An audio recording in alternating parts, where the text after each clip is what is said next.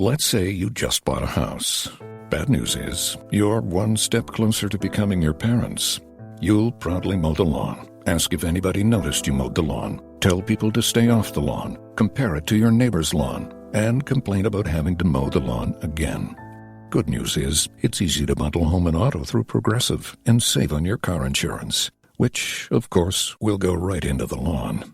Progressive Casualty Insurance Company, affiliates, and other insurers. Discount not available in all states or situations.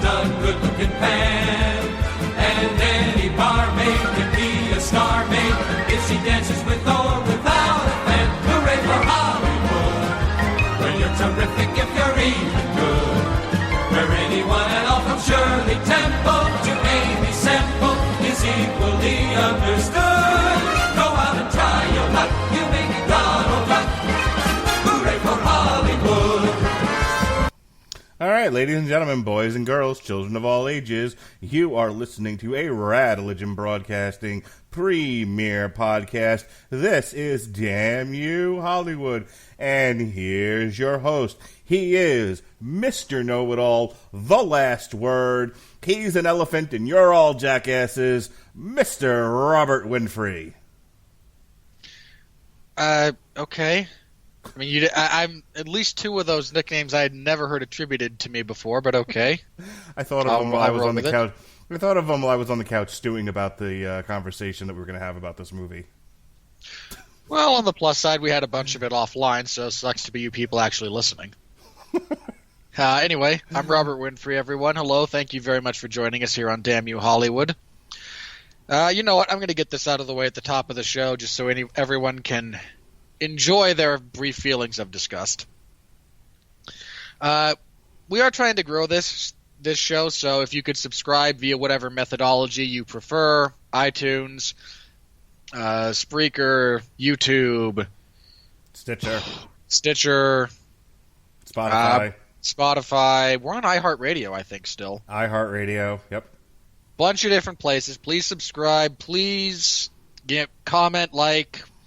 God, again, I feel my soul, what little there is left of it, dirtying as I say this, but it's the only way we actually we can track and various algorithms and whatnot can be aware of your support for us. So please, if you would. Here, I'll join in. That is always appreciated. If you listen to us on iTunes or anywhere that allows a rating, please give us a 5-star review. I'm going to go kill myself now.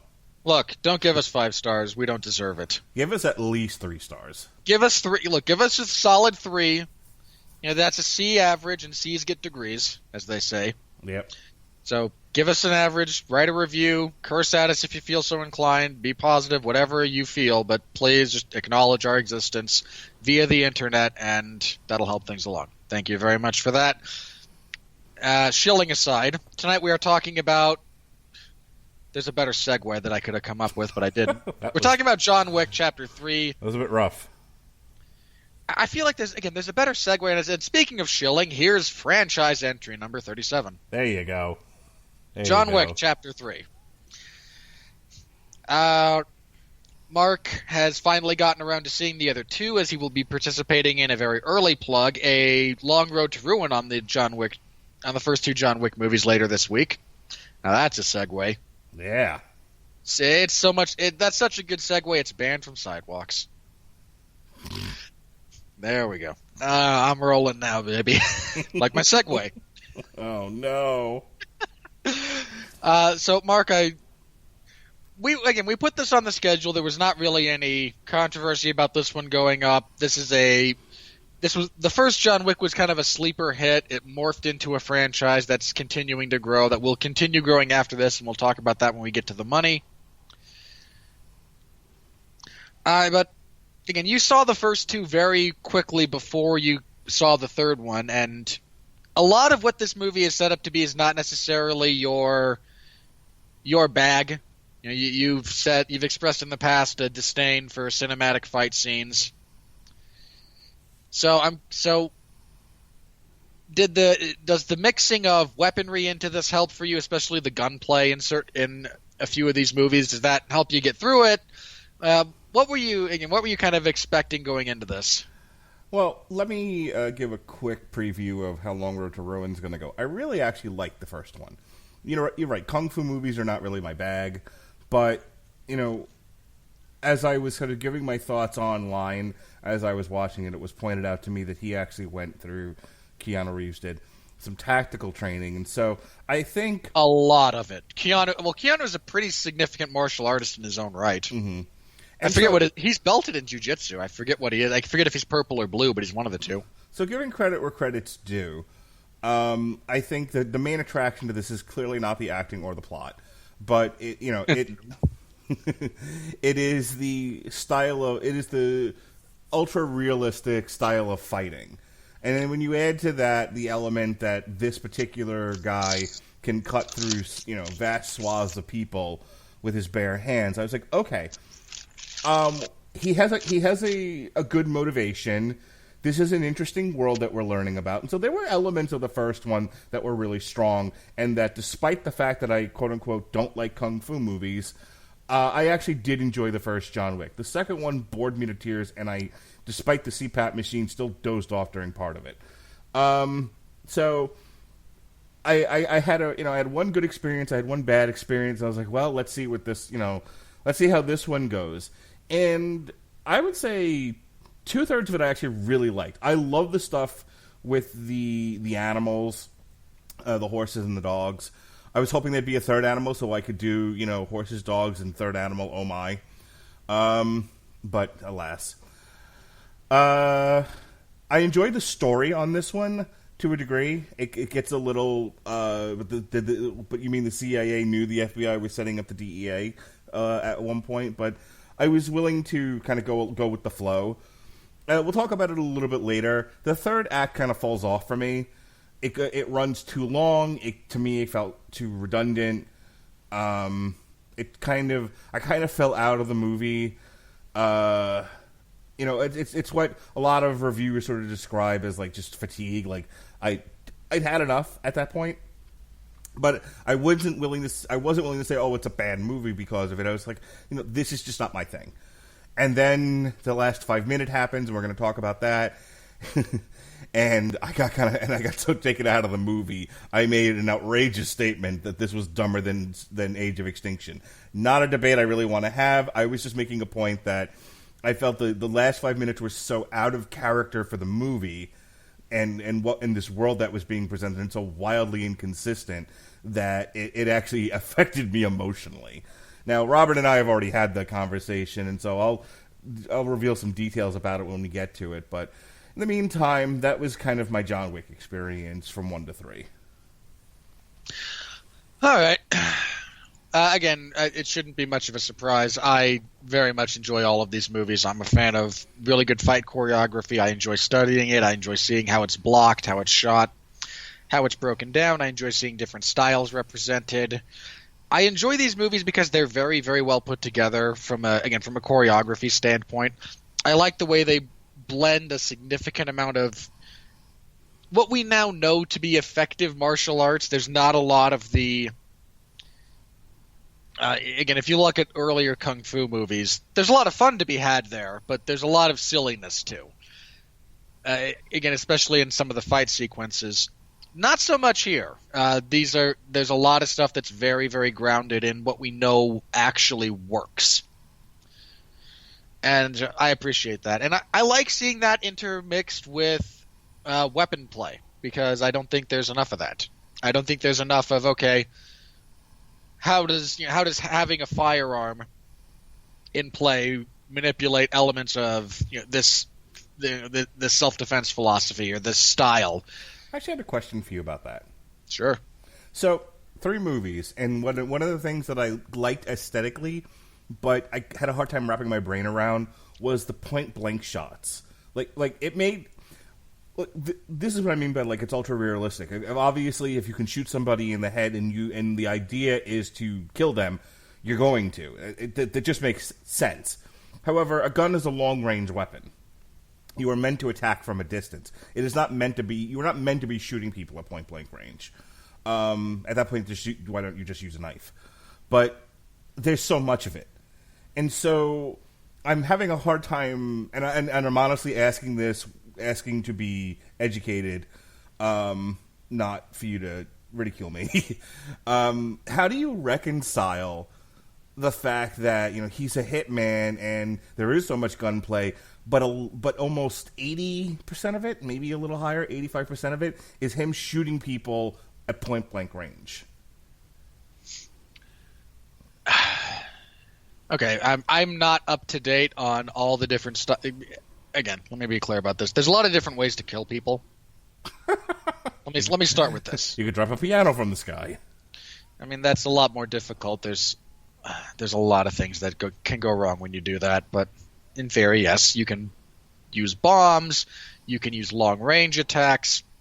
I have a follow-up question involving grenades, but go on. No, go ahead and ask that now. Okay. So, and I thought about this during the first John Wick. If you know you're going into a situation where you're going to be outnumbered 100-1, and you have access to it, which clearly he had access to weapons of war, why not use grenades? There's a few reasons, actually. One is type of grenade, because there's a bunch of different types of grenades. Okay. If you're talking about just stun grenades or flashbangs, I think he does use those at one point in the first one, though don't quote me on that. But they're purely shock and awe. They're designed to disorient, they're not designed to damage. Mm. I'm definitely thinking of the shrapnel kind. Pull the pin and throw. Okay, there's a couple of reasons why you would be hesitant to utilize those, even under the circumstances in which he finds himself. One is just efficacy.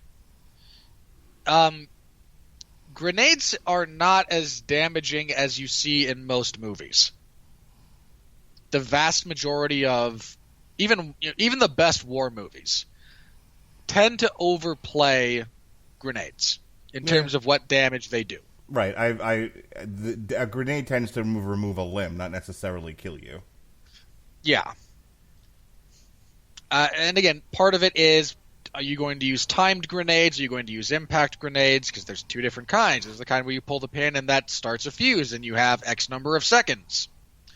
And if you utilize those kind, then how much play is there in the joint, so to speak, for someone to either knock it back to you, to potentially get out of the way? How much do you trust your ability to accurately throw a grenade? How much collateral damage are you willing to risk? And I think, especially in the first one, if we want to focus on that one for just a second, because I completely agree. In the finale of in the third act of this one, unless I wanted a scene where Ian McShane said, "Please, no explosives. I do want to I don't want to damage the property more than is necessary here." Or someone suggests it and then says, the obvious thing of, you will destroy the integrity of the foundation and we will bring the roof on our heads. Yeah, let's not. So there's a lot of that in the first one, and even in significant portions of the second. There's a lot of innocent bystanders in play. Okay. And John Wick is, for better or for worse, not the kind of guy who really goes for a high body count for a lot of collateral damage. I mean, there's that line in this movie, actually, when he and the Japanese guy are walking up on each other and they stop when a bunch of kids walk between them, and the guy actually says, "See, that's why you're special. I wouldn't have stopped." Right. No, I'm clearly referring to situations like the invasion on the hotel, or in the first one. There are scenes where it's just him and the bad guys. And well, in the first one specifically, the only time I think he does use explosives at one point in very particular, just because at that point he has enough control over the situation for it to be an effective tool. Right at the end when he kills the jackass kid, he blows up the cars. Right. All right. Fair enough. So, why all the shooting and all the point blank shooting in the head? Okay. Some of this is purely distance related, in the sense that yes, guns are long-range weapons, but there's accuracy issues depending on the type of weapon you're using, depending on how far away you get from people. Sure. He's not carrying around for the vast majority of the movies any kind of even mid to long range weaponry. He's not carrying around. I was gonna say I don't think he carries around a rifle with a scope almost at all. No, like even the rifle style weaponry that he does carry is not really long range. So putting aside the really long range against sniping mechanics, some of this is he's not afraid to shoot from distance. Very clearly, he does at several points, but he also winds up in a lot of it is happenstance. If he starts shooting at someone and either misses or gets seen, and then has to chase them, and as he's chasing them, other people interfere, and that's when things get really hairy, and then it becomes these catastrophe waves that he's riding. Right. I mean, realistically, again, you have to really know how to use a gun, especially a pistol, in close quarters that effectively, because otherwise, I mean, there's a rule. I forget the distance, but there's actually a bit of a rule about a knife versus a gun. If you have a gun holstered, the other guy has a knife out, and you're like, I think it's 15 feet apart. The guy with the knife wins. He will get to you before you can reliably draw, aim, and fire at him. That makes sense. And so again, I think this is a lot of it's just circumstance. It's clearly not that his whole point is, I've got this really high-powered pistol, and I really want to just be right there when it goes off. There's just so much of it, And I'm not necessarily complaining. It's just there's so much repetition. I started to notice, and then every time it happened, I'm like, there it is again. And I can't really speak to in my mind why. It doesn't bother me, but it was like it's kind of a pain in the ribs. It's just like, I know it's there, and it's irking me. You want a bigger pain in the ribs when it comes to movies like this, and I'm going to point out Halle Berry specifically in this movie when we get to that point. Okay. They never, and I say this specifically because John Wick does this all the time, him as a character.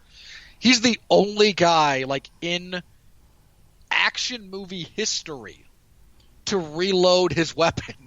Yeah. It was something I took notice of, especially in this one.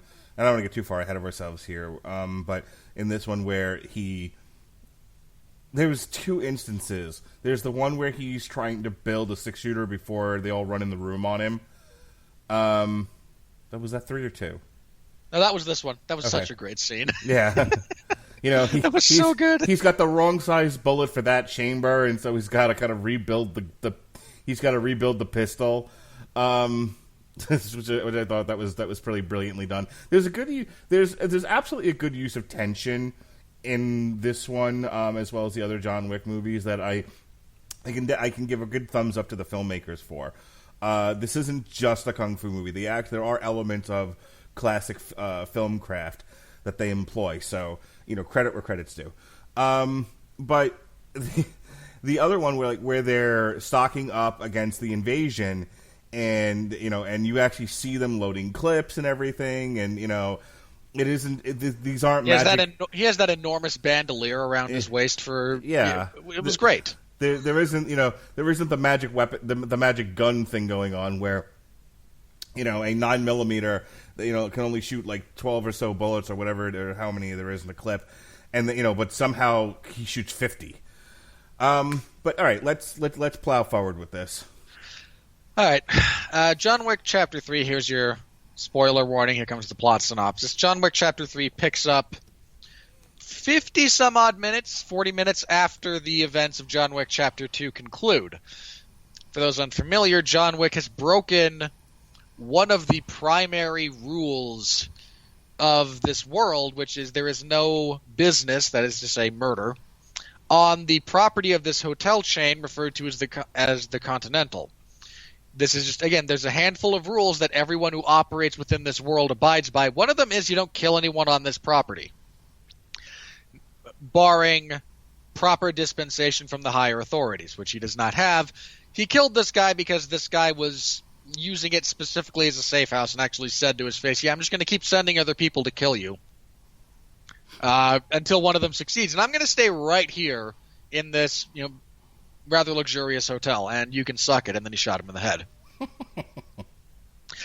But again, this is one of the big rules of this world. This is do not kill people on consecrated ground. Yeah, I'm trying to think of an example from a different film franchise for those unfamiliar with. Don't tell the Muggles that there's magic. Right. Right. This is one of those rules that this holds everything together. Don't feature Mugwai after midnight. Yeah, this is key to the sustainability of the world. And Ian McShane gives him an hour's head start because he likes him. He actually gave him a marker too, as I seem to recall, that he could cash in later. But I don't want to get too deep into the world building. John Wick is running around trying to use his hour to get out of this position because he's not only he has violated this rule, and now there's about to be an enormous bounty on his head, and everyone loosely associated with killing for money is going to come after him. And he retrieves some items from the New York Public Library. His new dog he has taken to the Continental, where he knows they'll take care of the dog. And he fights a few guys along the way. There's one very large gentleman who he murders with a book, because classic literature will kill you if you're not careful. He goes back to the original crime family that he started working for, a Russian/Belarusian government crime family, cashes in the last of his chips with them to get passage to Casablanca, because why not? Where he meets with Halle Berry, and he gets her to take him to her old boss, who might have information about where the Elder is, the higher authority who is above even this entire. One of the premises of this world is all of these crime families and some of the rules that are established are done so via kind of a loose council where every major organization has a representative at this metaphorical and literal, I suppose, table. And there's only one of them, but who is actually above the table, who can potentially help him out of this situation. And he is given information about how to do that. They get into a big fight leading out of this place because we're paying Halle Berry millions of dollars. She has to actually do something. He goes and wanders in the desert. Sand. It's everywhere.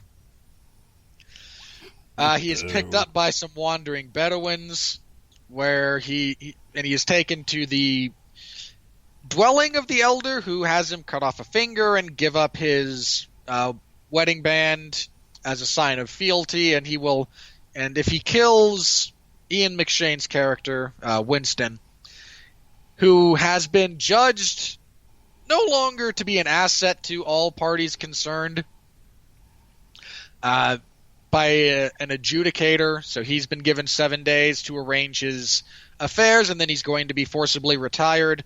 Lawrence Fishburne is cut to ribbons by... That's the chairman. Sorry.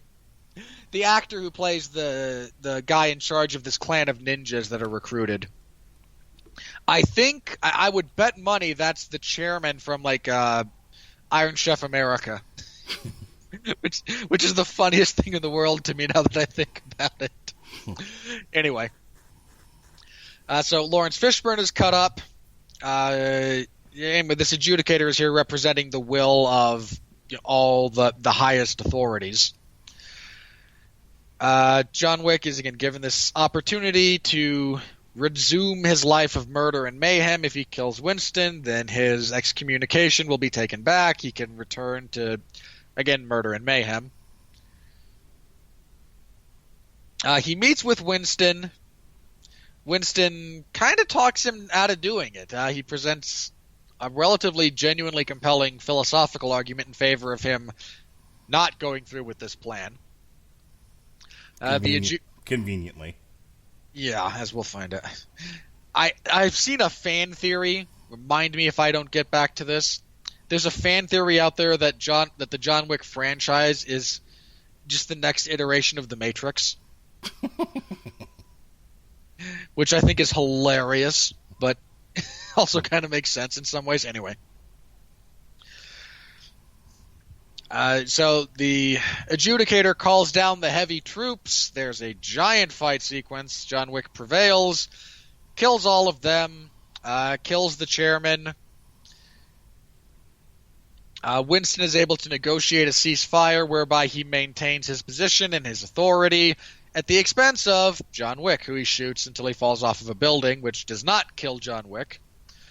It should have. This is Mark's bone of contention with this movie. John Wick is not actually dead. He is escorted back into the labyrinthine tunnels beneath New York City, where he meets Lawrence Fishburne again, who Lawrence Fishburne was actually introduced in the second movie and helped him, hence his issues with the adjudicator in this one. And Lawrence Fishburne asks John Wick, do you want the red pill or the blue pill? I'm sorry, are you pissed off, John? Because I'm pretty pissed off. And Keanu Reeves looks up through blood-stained face with one of his eyes actually like with genuine petechia. That was a really cool detail. And goes, yeah, in his scariest voice. Keanu Reeves is not a scary human being. Look, he's a really great physical actor, and I mean that. He's not a great actor. Well, intelligently, in all three movies, and really in the Matrix movies as well, they kept his dialogue to a minimum. Because you're right, he has got a physical intelligence that makes him an asset to Hollywood and action movies, but his delivery and his line readings are a little bit of the whoa variety. And so he's best kept at a minimum, and so these John Wick movies work for him, and he's really perfect for them.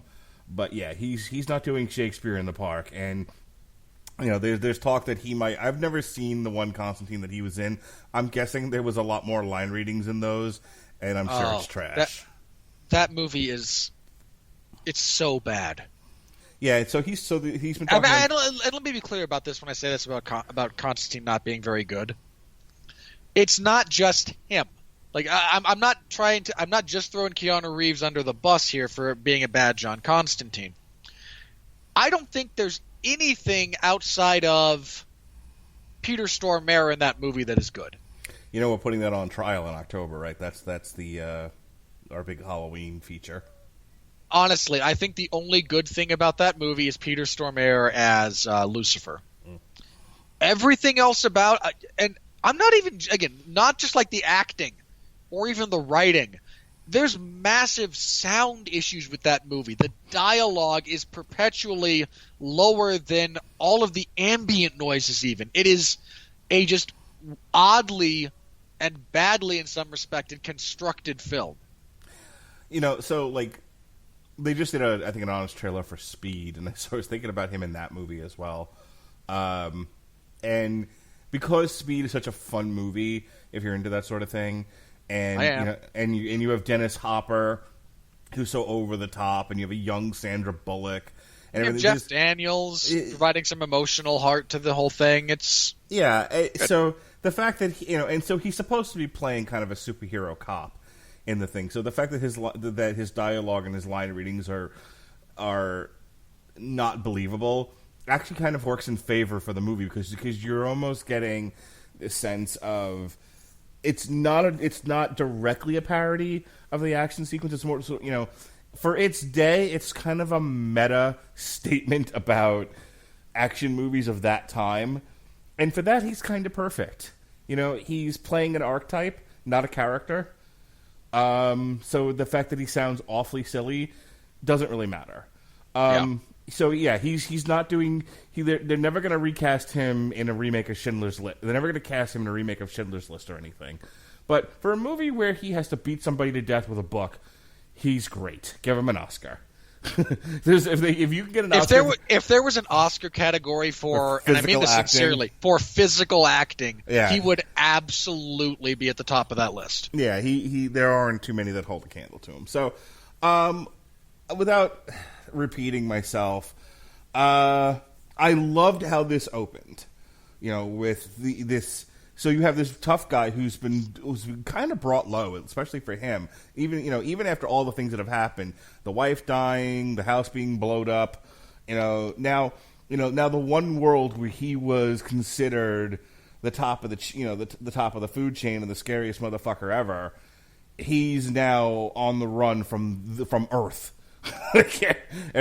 Sorry, I know you hate the CW shows, but it's funny how things kind of fly in a circle with the amount of media I consume. But the last scene of this year's Supergirl in the finale, you have Miss Tessmacher, spoilers, Miss Tessmacher is sitting on a bench, and this woman saddles up next to her, and, oh, it didn't work, you didn't do your job, and she was like, well, that's fine, just let me go then, and she was just like, no, dear, Leviathan is coming. And Leviathan is everywhere. And you just see regular people in the street all turn and look at her. Very similar thing here. I think Winston, I think there's a scene in this where Winston's like, everyone just kind of stops and just completely stops what they're doing. And then he says, okay. And then they all keep going again. And he's like, you're alive because I will it so. That sort of thing. I am thinking of the right movie, right? No, I don't think that was this one, but I know the scene you're talking about. Okay. It's one of them. I don't remember which one anymore.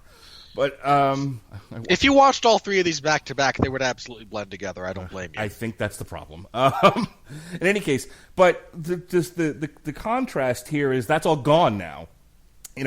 And he's on the run, and anybody could be trying to kill him. People, a guy doubles as a sushi chef and a ninja. He's in peril, and I like that. I like the fact that this guy who's seemingly invincible, physically invincible, is on the run and scared for his life and has got to get his shit together. I loved. I love the bit with the horses. The horses, him tapping the horses and then kicking henchmen was the funniest thing I've ever seen in an action movie. I was having a good time at the theater with that. So that all was good stuff. I thought that was very creative. Again, part of the reason why I struggle with these movies is the redundancy. After a while, it's just kicking and punching and shooting, and it's like, I get it. And I need visual stimulation, and I don't deal well in redundancy. So ironic, considering your love of The Big Bang Theory. Stop it. So the stuff gets boring after a while, and one of the ways to deal with that is to find new and creative way to present the action on the screen. So it's still kicking and punching, but it's a horse doing it, and that's funny. The sequence in the library, again, a very creative take on killing a guy, was with the book, and not even just a series of books, the same book, where he goes to get his marker and his ticket, which is a cross, and all of that, and then this fucking guy who looks like, what was it, Luther or something or other from early 2000s WWE. You remember who I'm talking about? This guy did not look like Luther. Luther Reigns. Not look like Luther Reigns at all. Oh God, who am I thinking about? Am I thinking about maybe Kurgan? A little bit more like Kurgan. He reminded me of, might even be the same guy, though. Don't quote me on this. But whoever they have playing the giant in that crappy Billy Crystal movie, like My Giant. Yeah, yeah. I think it's the same actor. Yeah, he did look like him. He was the next person I was thinking of. He had a very distinctive chin and look to him. It's the nose, like the nose bulbous is a little bit at the end. So he beats the fuck out of him with a book, which was great. That was a lot of fun to watch. I like Halle Berry. I mean, I think she's given up on trying to do accents. She's given up on trying to do any line reading aside from just straight, I'm from the street, motherfucker. So... Look, Halle Berry's just given up, period. Yeah, I honestly think she took the check on this one, read the line, shot the guns, and was like, all right, I won an Oscar. Bye. No, I have massive criticisms of Halle Berry. Okay. When it comes to elements of this movie. That said, she did do a bit of tactical shooting and training for this, and I think she's the one who trained she actually trained the dogs that they use. That would make sense considering what they do with them. But let me get there. I don't have nearly the amount of issues that Robert does with Halle Berry, but she has given up. I honestly feel like every role she takes now is basically, I won an Oscar for Monsters Ball. Bye. So, that includes Catwoman. So, her line readings in this dialogue's fine, but the line readings are all basically she's just reading. She's not, there's some inflection there, but it's not a great performance. It's like if you like Halle Berry yelling at you on screen, you'll really like her part in this. Then they go to see Bronn from Game of Thrones, and that was a fun scene. So we're having fun here as we go through the movie. There's fun things happening. There's an extended action sequence of them trying to escape from Bronn. That was about 70% really, really good. Yeah. There's a lot of stuff where Halle Berry has the dogs aiding them in the fight, which looks great and was a lot of fun to watch again. It was like the horses. The dogs were better in the action scenes than Halle Berry was. She's not good. So up to this point, I was actually really enjoying it.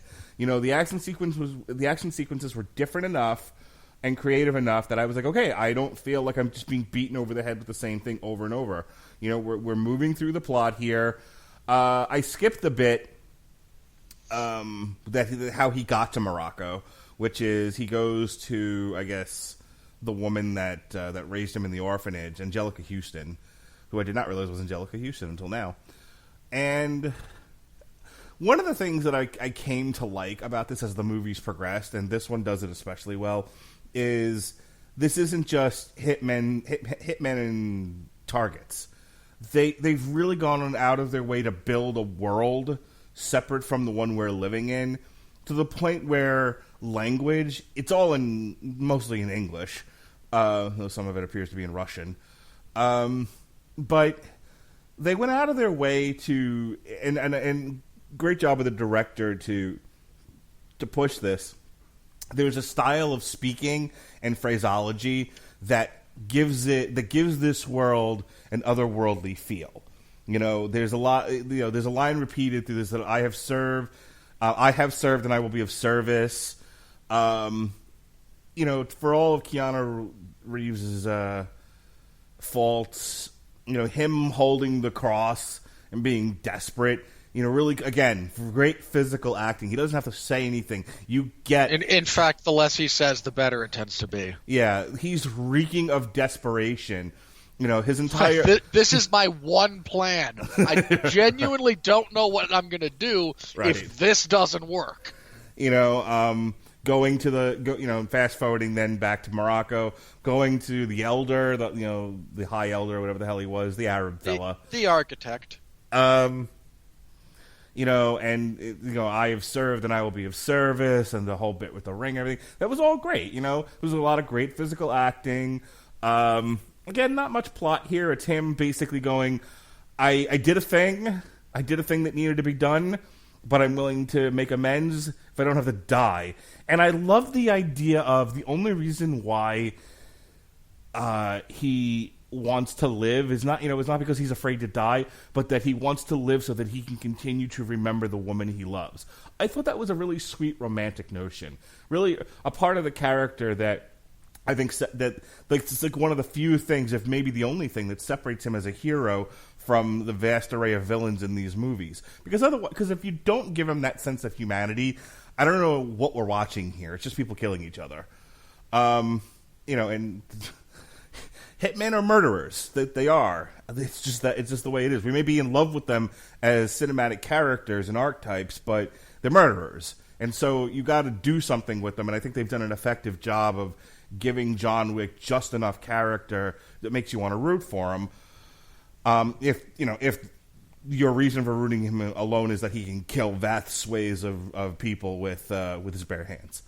So there's that bit. So he goes to kill Winston, and he gets there, and Winston's like, essentially, do you want to bring down the Empire, or do you want to kill me? Those are your choices. And he chooses to bring down the Empire. Okay, this is where the movie got redundant for me. This is where I started to kind of, as Jim Jeffries, I think, once said when he was doing the gun control routine, some of you have checked out and are looking at the chandelier. That was me through some of this. I was like, ugh, I've seen him do this before. It was fun seeing Lance Reddick do it. Lance Reddick, who the last time I saw him was, in The Wire, so it was kind of fun to see him gear up and shoot people. I knew you were going to say it. He's been in plenty of other stuff since then, but I knew you were going to say the last time I saw Lance Reddick, he was sitting behind a desk going, no. You're the one in charge. You set the tone. If you make it about the work, it'll be about the work. Make it about something else, it'll be about something else. There's more to that was season 1, fella. Yeah, I know. That's the last one you rewatched. So anyway, I know Lance Reddick's been in a bunch of other stuff. So have the other HBO primetime players, but Lance the last thing I can remember. Lance Reddick is the only one from the Wire. No, that's not true. Because what's his face? The gosh, now I can't remember the character's name, but he's in everything. The McNulty's buddy, who's the fat black cop. I have no idea who that is. Okay, well, he was in Treme and everything else. He's in tons. I didn't even see that. Whatever you just referenced. Treme. It was the show that was set in New Orleans after The Wire. It doesn't matter. At the end of the show, I'll look it up while we're doing something else, and I will tell you this guy is in like tons of shit. But in any case, oh no, he was in that crappy Spike Lee movie. I think 25th Hour. Who are we talking about? Lance Reddick or the other guy? No, the other guy. He's in a lot of stuff. No, he's not. That's why I can remember him so vividly in this one role, because he's not in a lot of stuff. Okay, fuck it. You're now making me have to look this up. Thank you for ruining the review, jerk. You couldn't even remember his name, and I'm the jerk? Yes, because I just wanted to keep going, but no. You have to argue leave with it. me. Look, no one cares about him. No, now I'm committed. All right. Okay. I need a list of characters. Damn it. Here we go. It's a really long list. Bunk! That was his name on the show, Bunk. Okay. The character that the actor that plays Bunk. Have you seen the alignment chart for The Wire? Yes. One of the most accurate alignment charts I think they've ever put out.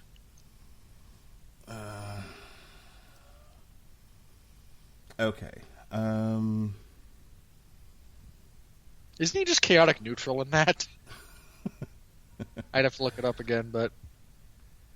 All right, look up the actor. I'm looking. Damn it. Where is Bunk? Where are you, Bunk? You are just making my point.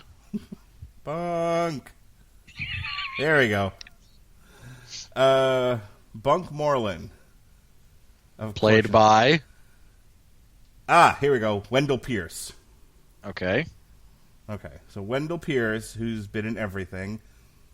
Here's just a few of the things he's been in recently. Let's go to his filmography. All right. He's in the upcoming Clemency. Prior to that, he was in Piercing. He was in Bad Moms. He was in The Gift, The Runner, Selma, Elsa and Fred. Okay, only Selma of all those, only Selma is even remotely a thing. Twilight, Breaking Dawn Part 2, Horrible Bosses. And then that's just his filmography, okay? And I only read part of it. Here's what he's been in on television recently. He's currently in Jack Ryan, Chicago Who's PD. He in Jack? Hang on, who is he in Jack Ryan? James Greer. Holy shit, he was in Grease Live as Coach Calhoun. Wait a minute. I might be confusing Yeah. No. I am. I was thinking of a different fat black cop from The Wire. No, my mistake. You are entirely correct about that guy. Okay. You're entirely correct about Wendell Pierce. Other fat black cop who I was thinking of. No, my mea culpa, my mistake. That guy's fine. Are you thinking of the state senator who says shit? You thinking of that guy? I might be. I mean, he's in a lot of stuff too, but he tends to do like the stuff shot out of New York or in the Northeast.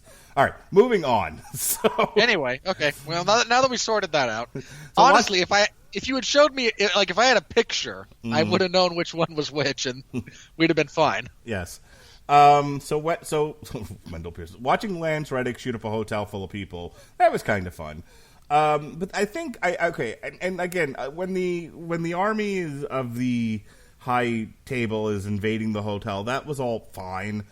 I think where I started to kind of my eyes started to glaze over, and I kind of had action fatigue overcoming me, is when he has the fight with the two hatchet wielding ninjas, and he gets okay, hold on, not hatchets, they're karambits. Okay, stand corrected, and he got kicked through 168 plates of glass, which. At first, I was like, "Wow, the sound on this is really good." It really is. Like credit to the fucking sound editor, man. Who should get an award. I don't know if he needs an Oscar, but he definitely the sound direction in this movie was really good. But now, like, he hits that glass, that sounds like a bomb going off. It's really it sounds so impactful. I don't know how many of you have ever hit hard glass like that with a knife, but they got that right. Like when they get stabbed or chipped out from the side. That was really accurate, so a lot of credit to the sound design on this one. Yeah, so on the one hand, I love the sound of it, and it was brutal. And the first few times they do it, I'm like, wow, this is pretty cool, man. He's really getting his ass kicked, and that's some brutal stuff right there. I'm loving it. An hour and a half later, and 67 plates of glass shattered, I was like, all right, kind of done with this. In fairness to your point, which I don't disagree with, the last one that mattered, and this was really cool, by the way, is the one that he slams the guy through that they're standing on, and they all just collapse to the floor below.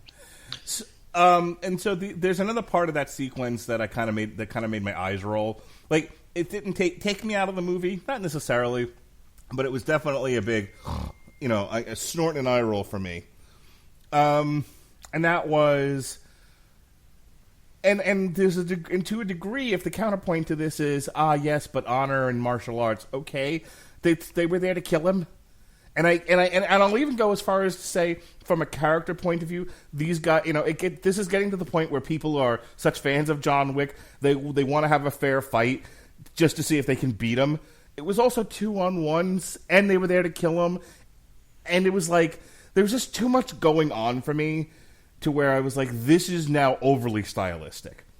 Like, I get the stylistic elements to the movie. That's a big selling point. But this is where it started to get too far. Yeah, this was, and I'm going to reference another movie that I wanted to be good but was pretty bad. This is all of the bald hitmen in the train car. Gentlemen, shall we do this with honor? And they all pull out Tontos and proceed to fight with... yeah, like... And again, there's a degree of the movie Hitman that I can enjoy, but all of them there with guns, and Timothy Olyphant just kind of looks around and goes, "Gentlemen, shall we settle this with honor?" And they all just go, "Yeah, sure.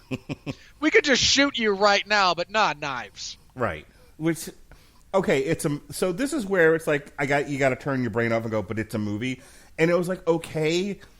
But there's a far better one in a few minutes, which was already referenced already. But okay, it's like the movie. Here's where my big criticism of this particular movie. I don't have this issue with the first one, but this one I feel like was really guilty of it. It couldn't make up its mind what it wanted to be.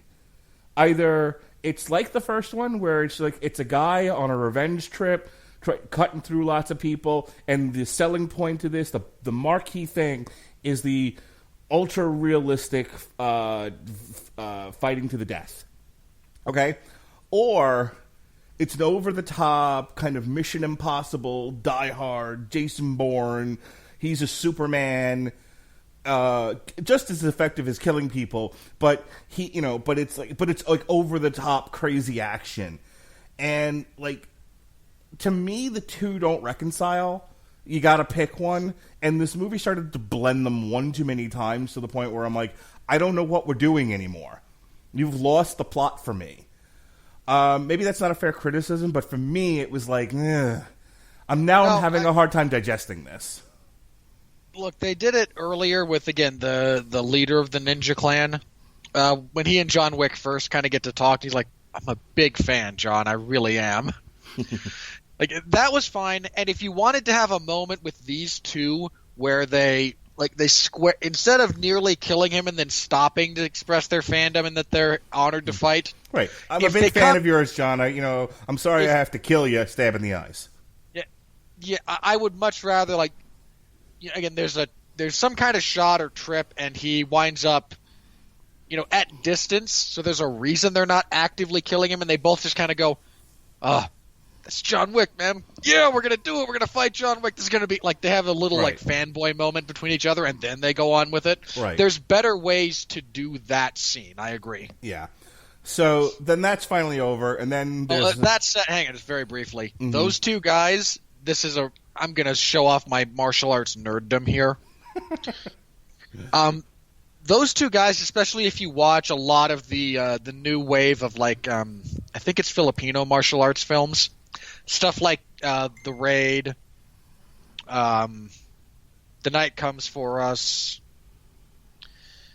Bullet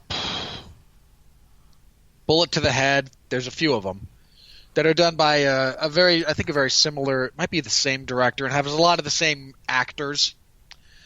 And they are very, again, martial arts action heavy movies, and they are, if you're into those types of movies, they are brilliant. I might pitch the first Raid. I believe it's the Raid Redemption. I think it's on Netflix. That one you might enjoy.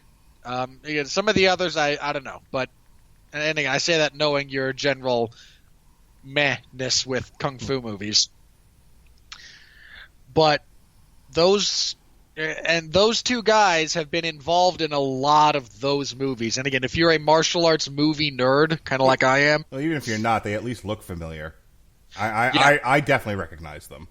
Yeah, I recognized one of them very explicitly from The Raid Redemption, and I know the other ones in some of the... So... That was kind of cool to watch them square off with Keanu Reeves. Mm-hmm. So then we got to presumably the main boss villain of this entire movie. And, he's as jovial and cordial with John Wick as he's been through the whole thing while trying to kill him. They have a sword fight of sorts. It's fine. It sort of broke up my boredom. It was also a much shorter fight, thank God. And that ends with him being run through, and that was fine. And so now it's all over. And Winston and the adjudicator agree to a parlay. Was it this movie or something else I'm thinking of where somebody asked for a parlay? It was like, we're not pirates. I don't know where I remember hearing that, but it was something recent where somebody said, let's parlay. But they parlay on top of the Continental. And like I said, at this point, I was ready for the movie to be over. Like I had seen enough, and so Keanu Reeves, as Robert said in the plot synopsis, gets up there just in time for Winston to turn on him, shoot him a few times, and he goes over the falls. He hits his head and back multiple times while falling down, and he lands face first in the street. He lands flat, but his face is very near. Like, it's not a good landing. Landed face first, dude. No, to me, okay, this might be just a purely semantic thing.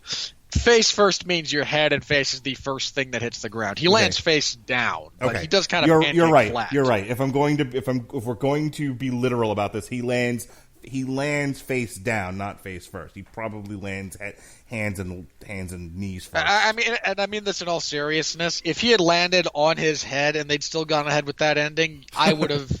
I would have thrown something the same way you almost did. So that's where the movie fucking lost me. And granted, it's the... Well, no, I shouldn't say that. at that point I was like, oh wow, what a brave choice. And I think this, now that I say it out loud, might be the reason why I'm struggling so much with this, because I fucking hated this ending. Not that he fell off the building, because if he had died, if the fall had killed him, like, and that's all, folks, we're done with this. I'm okay with it. I'm honestly okay with the sort of subverting expectations. He gets betrayed by his friend, and that's it. That's the end. Kind of sad ending for everyone who's a fan of this franchise. I'm actually okay with that. I actually think it wraps up the story quite nicely. I would have been okay with it. I think that the idea that if you decide to take the dark path, there is no getting out really ever. It will always draw you back in, and in the end, it destroys you. If that's the story, if that's the moral of the story, I'm okay with that. I actually like that as a lesson for people who go into this sort of thing. That don't go into terrible careers like this when you're murdering people. I loved, this is one of the things that I did like. I liked that Winston's argument to him about why he shouldn't kill him is a very solid philosophical and emotional argument. It's not, okay, sure, you can kill me and keep living, but what makes life worth continuing? Right. And do you want to continue living as that monster, or do you want to live maybe a shorter life, but as the man who was able to get out of this massive black hole of shit? Right. I think, and I don't want to get into a side. I don't want to belabor the point too much, but that's a very interesting question to ask of someone. Sure. And it always has been. It still is a very interesting question. So that's why I was very much like, when he does it, I was like, okay, I'm good with this. I'm happy that this happened this way. And I don't want to get into a side tangent about Game of Thrones or anything like that, but this is why the ending of that show didn't bother me, and it's bothering so many other people, because they had a happy ending in their mind already written. And if you've watched enough HBO shows, like the one I keep going back to is, of course, everyone take a drink, The Wire, but there's plenty of other ones, The Sopranos, Breaking Bad. Well, Breaking Bad doesn't really have a Breaking Bad wasn't on HBO. No, but he's in that same. Oz has a pretty terrible ending. Yeah, and by terrible, I don't mean bad. Right, not badly written, but it's the subverting expectation, sort of negative. Nothing ever works out for anybody ending. I don't want to get too much into this, but my issue with Game of Thrones, as far as that goes, is not that it didn't have the happy ending or the ending necessarily I wanted. Mm-hmm. It's that whatever steps they should have taken to make that ending make sense, they didn't take. Yeah, that's some people's complaint too, is that they feel like they rushed over. Like the guy from Midnight's Edge, I think that's the point that he was making. It's like the ending in and of itself is not bad. The road you took to get there they took too many shortcuts and there was not enough plot to really make that ending earned.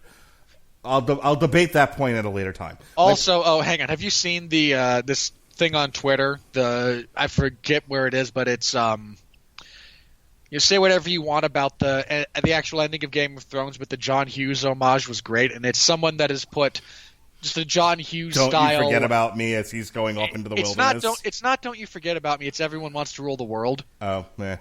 No, but yeah, it's just like it cuts to John, and he goes on to become leader of the Wild Folk, and life kind of sucks for them for a while. And here's Sansa, and her rule gets off to a terrible start when, ravaged by war and disease, a third of the people of the North die in her first year of rule. No, my favorite. Arya goes on a boat and discovers a land further of Westeros. She calls it Westeros. No, my favorite game. There's just one of those for every character, and I thought it was hilarious. Take 3. My favorite Game of Thrones ending meme has been the Game of Thrones ending everyone wanted, and it was like as inspired by Disney, and it's Jon sitting on the throne with one child on his lap, Daenerys sitting next to him, another child on her lap. There's 3 dragons in the background, and and they all look Disney-fied. Anyway, so let me finish this up. So he hits the pavement, and that should have been the end of it, and we're done, right? No. The next thing you see is the adjudicator, as you said, goes to check the alley to make sure the witch is really dead, and he's not. And in fairness, that makes her smarter than 87% of all other movie villains ever. Yeah, no, totally. I actually had no problem. I didn't think she was the real villain of the movie, quite frankly. She's not the real villain, but she is a villain. Fine. I honestly felt Okay, and let me be clear. I say villain in the sense not that she's evil, but that she is directly opposed to our protagonist. Yeah, she didn't bother me. I did not have any negative feelings towards that character, and that's either a fault of the direction and writing, or I don't know. I'm just weird. I'm wired differently. I don't know, but I was kind of like, she's here to do her thing. I don't know what it is about you, but you cannot find fault with any woman that has a buzz cut. Fair enough. Go G.I. Jane. Anywho, here's where I wanted to rip the seat next to me, and I was in a Dolby theater, so it's a big seat, and wanted to throw it at the screen. Like, I've never walked out of a movie so fast in my entire life. They've got the one boy, the ex-boyfriend now, the crazy guy from fucking Brooklyn Nine-Nine. He's got John Wick in a car. He dumps him on the floor. And surprisingly, and this bothered me too to a degree, considering how he got cut up, but Lawrence Fishburne with slash marks says, now I'm pissed. Are you pissed, John? Yeah, I'm pissed. And they decide they're going to take on the bad guys together. And so John Wick 4, which, look, from a financial standpoint, 100% agree with. Keep making these movies so they stop making money. I'm with you. However, then you needed to rewrite this ending. This is the stupidest thing I've ever seen. That's hyperbole. This is one of the stupidest things I've ever seen. That's hyperbole too, but it's... I can't take it. Like, if your end game was to get him, was to bring him lower than low and to have him team up with Lawrence Fishburne, don't throw him off a building with a belly full of gunshots. That's so over the top and out of character for these movies that... I at that point I was like, I give up on this. Okay, hold on. Because before hang on, I got to get this out. Okay. Before I was having trouble with the movie because I couldn't decide if it was chicken or fish, and then as it turned, and then by the end of it, it was like I'm not even eating meat anymore. I don't know what I'm eating. So go ahead. He didn't get shot. He was not ever actually shot. Go on. They established that whatever material his suit is made out of is that same armor that the other guys were wearing. None of those bullets actually penetrate his suit. You don't think any of those got to the shirt part? Because the jacket's not closed. It's open. You don't think one got in the belly? If memory serves, every single shot that he fires is accompanied with the visual motif of one being deflected rather than impacting in a blood spray. It's just the physical force of them knocks him off the roof. He is never actually shot. Okay. Now, bear in mind, that doesn't change the fact that fall alone should have killed him. Well, hang on. Because here's the thing.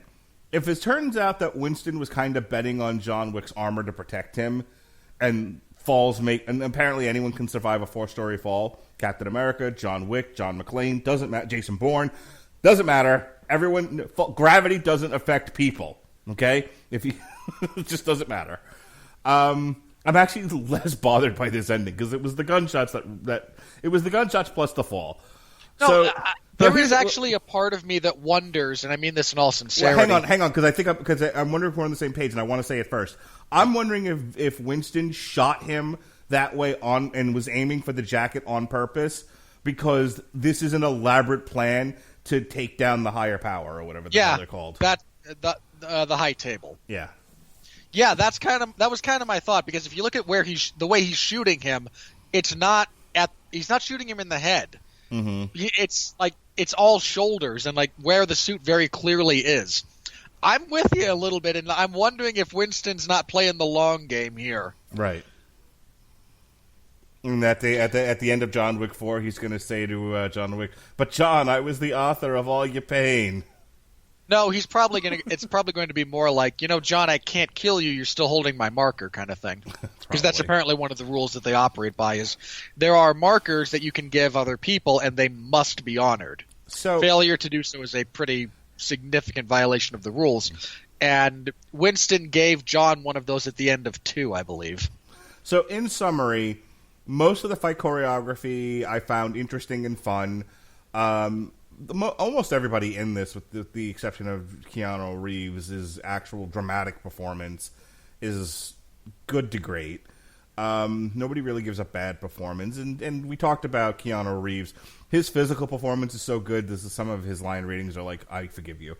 Some of the writing gets a little wonky at times. It's not the worst writing I've ever seen, but it's a little unhinged, a little unwieldy at times, and it's like, I just kind of accept it. But but this is a critical review, and yeah, some of the writing got a little out of hand at times.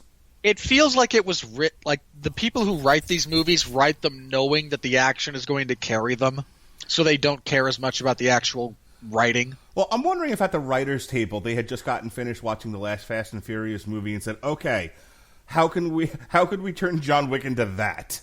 Oh, I hate those movies so much. I know, but that's a great example of everyone in those movies are superheroes too. Can I just say, that's one of the reasons I hate those movies. Like that movie, that whole franchise started as about as realistic as you're going to get for the material they're covering. When it was just drag racing? When it was just street racing, yeah. I mean, the car getting hit by a train that Vin Diesel survives at the end of the first one, out there, but he's also very clearly severely injured by that experience. He's got a shoulder dislocated. He's clearly concussed. And you know what? Fair play. If the train clips the back of your car like that, I can buy it. All right. Again, it's not the most realistic thing, but people walk away from worse wrecks than that. Sure. They do. Then we get into 2, and that's all it takes before we get an indestructible yacht. And then you get into 3, which no one cares about and remembers. And then you get into 4, where the world's largest cocaine dealer's entire methodology for smuggling, in the words of the movie itself, more drugs than Pablo Escobar, is a very small number of people driving through tunnels under the ground on the border between Mexico and the United States. You people have no idea how many drugs Pablo Escobar moved or how he did it. You're a bunch of morons. Then we get into 5. And you know what? I will be here all day if I go off on 2 Mustangs forcibly moving a multiple-ton vault out of a wall. Oh, that's when I started in on this series. Down the streets of Rio. I thought that was Miami. They're in Brazil for that movie. Okay, I thought the bit with the safe was in Miami. No, it was Brazil? 2 is set in Miami. So that's the indestructible yacht. That's the power of Ludacris's afro. But I don't think I ever saw that one. I watched from 4 on. Okay, no. 5 is all in Brazil. That's kind of the point. Okay. They're in a country that doesn't really extradite with the United States. Mm-hmm. So they have to send The Rock down to get them. Yeah, and if I remember correctly, I started watching these because of The Rock's introduction. You and a lot of people. And then, not only are they able to successfully move this giant, multiple-ton safe down streets that were never meant to accommodate anything that heavy, and drive and steer, at the end, Vin Diesel detaches his co-pilot, brings the entire thing to a dead stop, and then re-engages enough force to then weaponize this flailing hunk of metal and single-handedly take out, a dozen cars that were chasing him? It's been a while, but yeah. It is so profoundly stupid. I mean, and that whole stealing of this vault was even, they spend the entire movie trying to figure out how to steal it safely, and then at the end they just go, screw it. But we'll yank it out of the wall. But I think that's the trajectory they're going with this. The more I thought about John Wick 3, the more I'm like, this stopped being about about effectively killing people and in super realistic fighting styles, and has become more about over the top action. So yeah, this is now going the same trajectory as the Fast and the Furious, and it gets to as many movies, and it keeps making money. You're gonna see stuff that's just as stupid. I feel like this is just a morsel of what's ahead if this thing continues, and I feel like that's why I'm having a negative reaction to it, because you started off with chicken. It starts turning into fish, and then now it's not resembling an animal at all. Yeah, and you mentioned that again. Like for you, the final 5 minutes or so of this movie were kind of the jumping of the shark moment. Yeah. I'm not entirely sure jumping the shark is a thing anymore.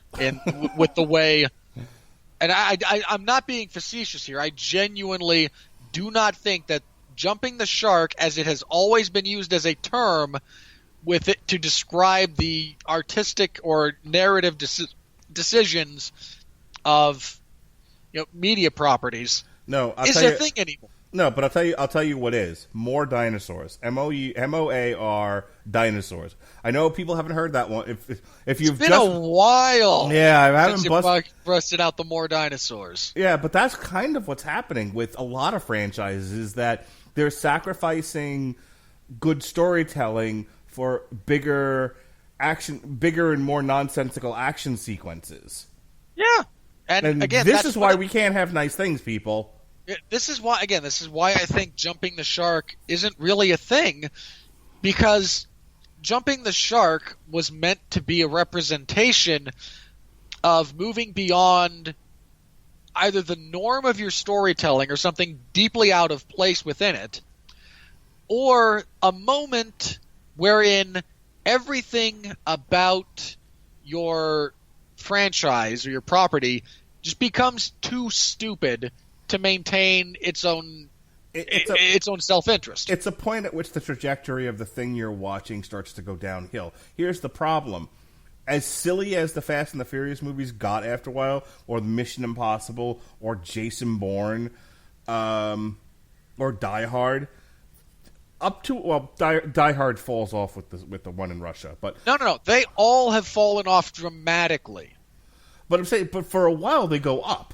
As it got sillier, they made more money. More people were watching. Some more than others start to hit a wall, and then it goes down again. But at the point at which the stuff going on in the movie got sillier than what the original material isn't where people isn't where people started to lose interest. It was further down the road. Yeah, again, I think jumping the shark as such is not really what you have to be concerned about anymore when you're making movies or television, because everyone jumps. The shark is pre-jumped when you start a franchise. Mm-hmm. You can get away with a singular entity. Like if you have one movie that you have a very clear artistic vision for, then yeah, you can have one movie that doesn't have any jumping of the shark. In fact, if you have a shark jump moment in a one-off movie, you've done everything terribly wrong. Well, again, it's like you're shooting the Fellowship of the Ring, and suddenly suddenly Flash Gordon shows up. Well, I think what you have to be concerned about, again, it's less we're jumping the shark here creatively or whatnot, and more viewer fatigue. Yeah. I think that's a much more dire threat as such to any franchise, at least from a viability perspective, than jumping the shark. I mean, Indiana Jones survived being nuked because he was in a fridge. We have now been talking about this movie for about an hour and 15 minutes. All right. So again, Keanu Reeves as a physical actor is great. Halle Berry, not so much. This is the thing I have to say about, if you watch that entire action scene that she's involved in, and you know anything about observing people fighting, and I mean anything at all, it is very obvious what's her and what's a stunt double. She is unbelievably mechanical with everything she does. And you might be able to get away with it if you didn't cut to, on occasion, Keanu Reeves, who knows what he's doing when it comes to physical acting within an action sequence. She does not look good in what she's doing. The dogs are much more interesting and much better. And again, Keanu Reeves reloads his gun like 4 or 5 times during that scene. She does not at all. And that really bugs me. So again, Halle Berry, meh. If she never is seen again in this franchise, I'll be happy. I'm guessing she's done now. Yeah, we'll see. Again, they announced John. Again, on the whole, I enjoyed it. Again, it's not a perfect movie, but given the inevitable escalation trajectory that all franchises are on nowadays, can't have just consistently high quality stuff. No, we must escalate. It must be bigger. There must be more explosions. There must be more dinosaurs. There must be robots. We're going to bring a planet into the atmosphere of Earth that will then defy all known laws of physics, not complex physics, but just how matter interacts with other matter on a basic level. Ugh. You ready to talk about the money now? Yeah. Bring on the money. All right, here we go. Here comes the money. Here we go. Money talk. Here comes the money. Money. Dollar.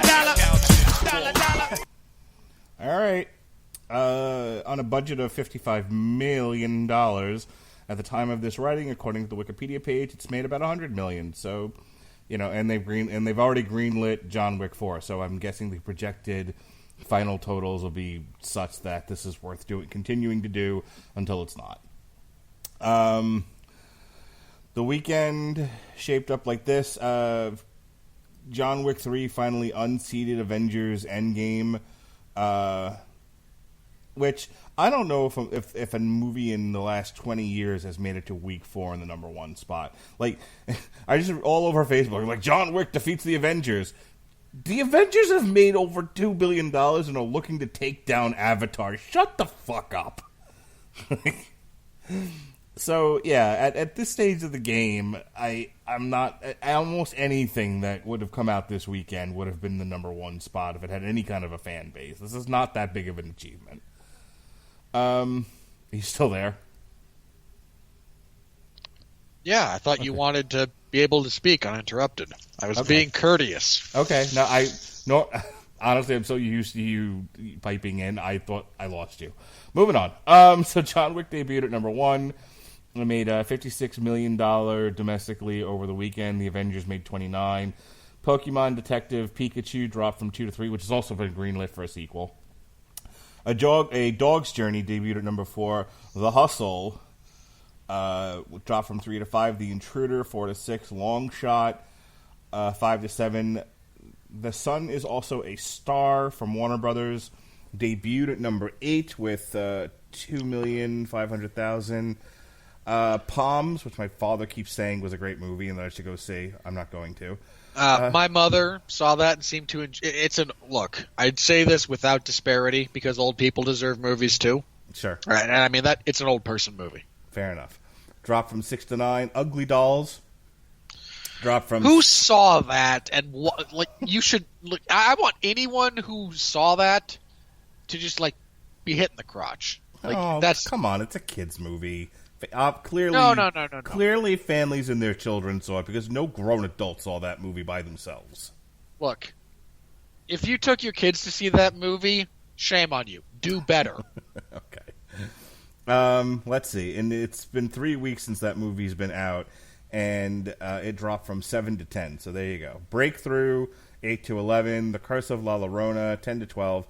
Captain Marvel still in theaters. Dropped from 11 to 13. Tolkien, 9 to 14. Shazam, Boy, 12 to 15. is it just me, or we talked about this I think a little bit last week, but Tolkien just cratered. Yeah, who the fuck? First of all, it's a Fox Searchlight movie, for fuck's sake.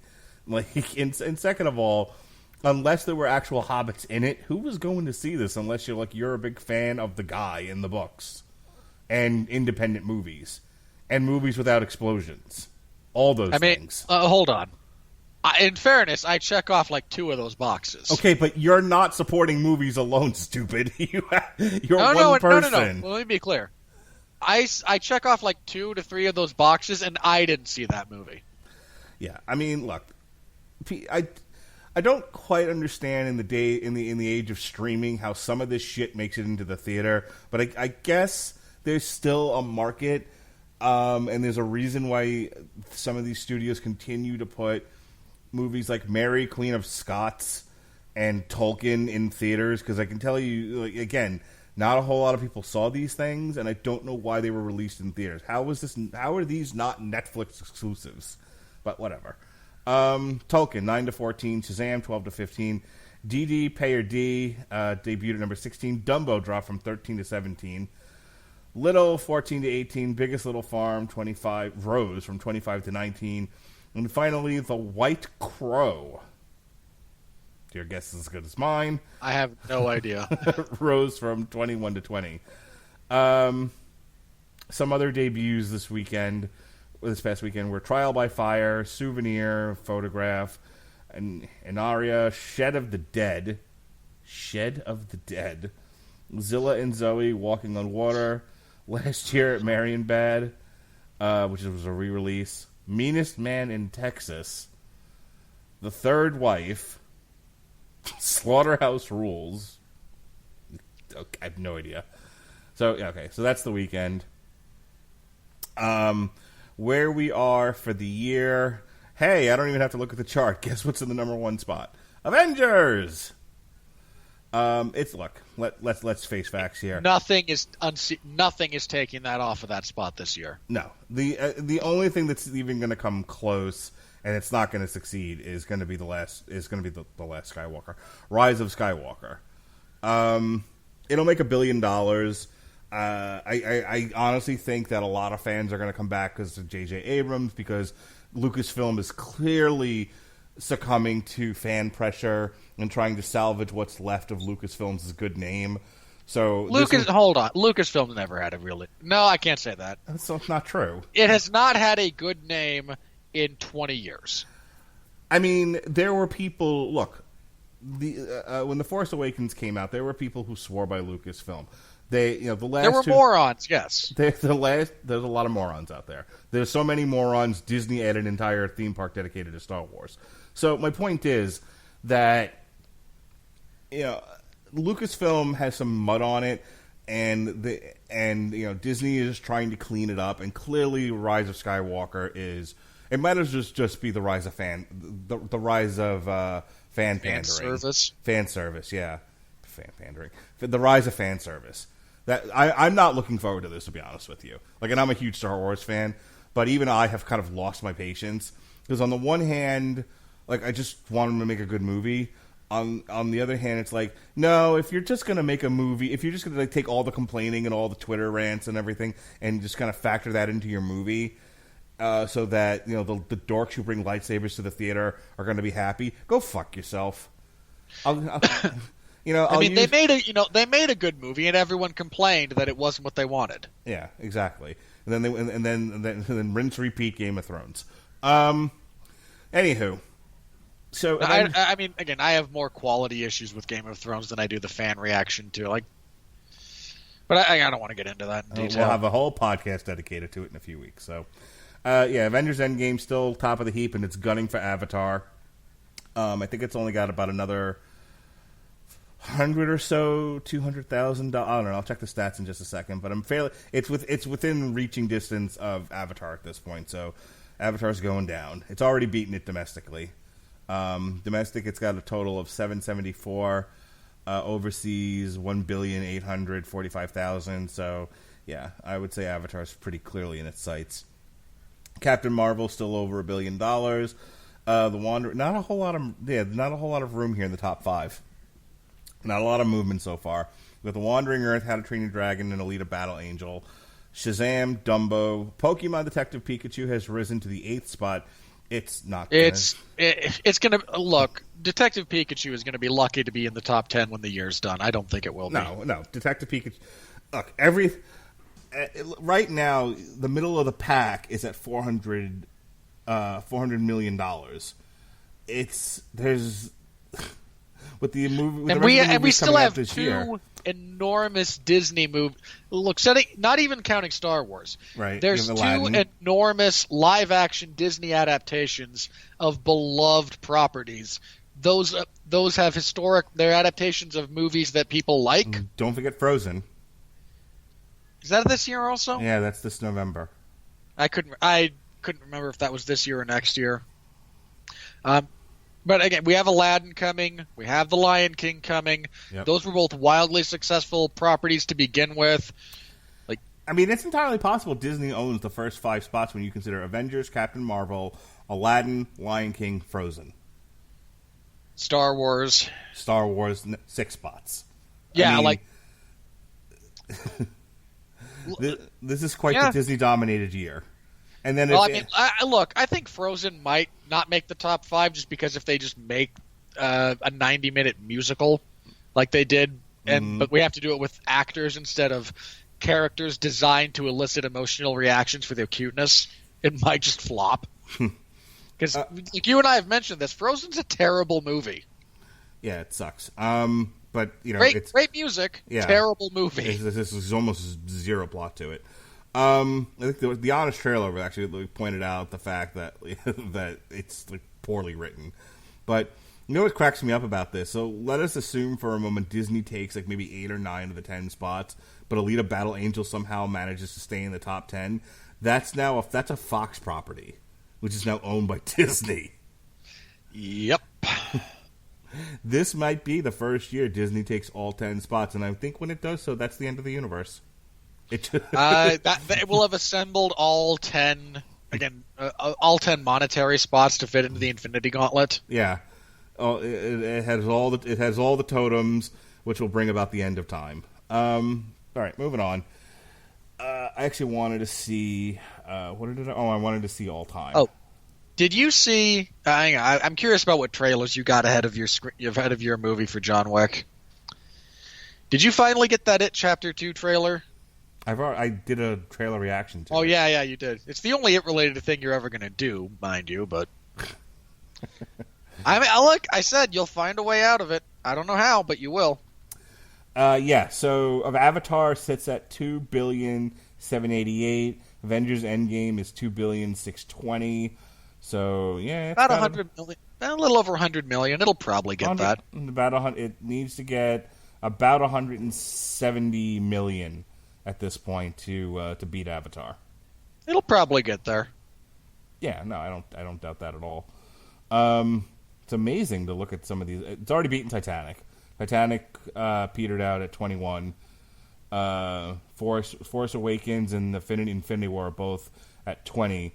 And then the only thing that ever came, and then that's it. That's your top 5. The closest after that is Jurassic World at 16. It is incredible. Something like just looking at the top 10 worldwide grosses. So you have Fox, which is now owned by Disney, but let's give credit where credit's due. It was a Fox movie at the time. So you have Fox, Disney, Paramount, Disney, Universal, Disney, Disney. And it's going to be a lot more Disney before the year's up. Yeah, it's pretty incredible. All right, so next Friday. So in terms of what happens next with John Wick, this weekend everyone's going to see Aladdin, and those that and then maybe a handful of people will go see Brightburn or Booksmart. But most of the human race is going to see Aladdin on this weekend. So that'll be the number one movie this coming weekend. But doesn't really give a whole lot of competition to John Wick. It's two different audiences. The week after that's actually pretty strong in far as giving John Wick competition. You've got Godzilla a lot of the blockbuster folks like myself are going to go see. You have Ma, which is it's a horror / thriller starring Octavia Spencer. God, that is so not going to be good. And then Rocket Man. So I think you'll have a big weekend at the theater, but it'll be split up over several movies. Yeah. Then you have Rocket Man might crater. There's a lot of Elton John fans out there. I know, but and I mean, look at that.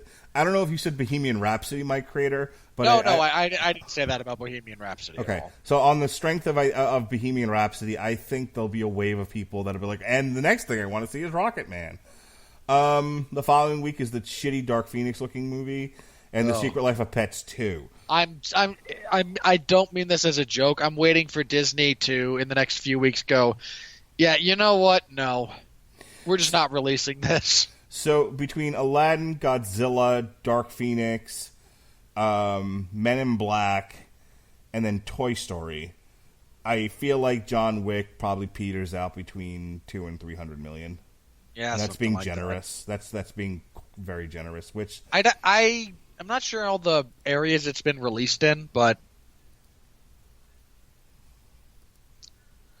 because again, it might still have a couple of other of other markets to be released in, but on the whole, yeah. Yeah, so if it craps out between 200 million and 300 million, it may break the top 10. I mean, right now to get into the top 10, you got to get over 250 to beat Glass. I think it's doable, but it's probably going to be at the very end of its run, and by that point, Aladdin and Godzilla will have come out, and Toy Story. So fuck it. Yeah,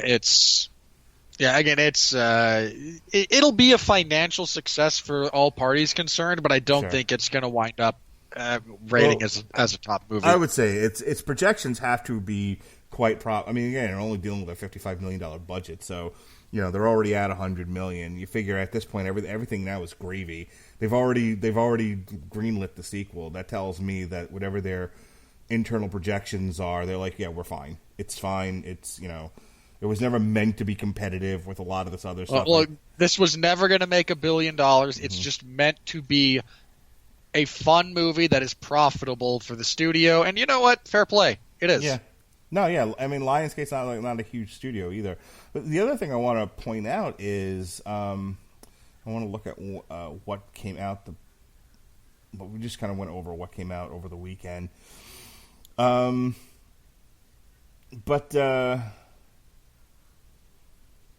Where are we? The weekend that this came out, I mean, all it had to... The big competitors were The Sun Is Also a Star. I haven't the faintest clue what that is. And A Dog's Journey. So, you sort of look at it and go, what possessed them to put John Wick in the middle of May, in the middle of, blockbuster season with such high...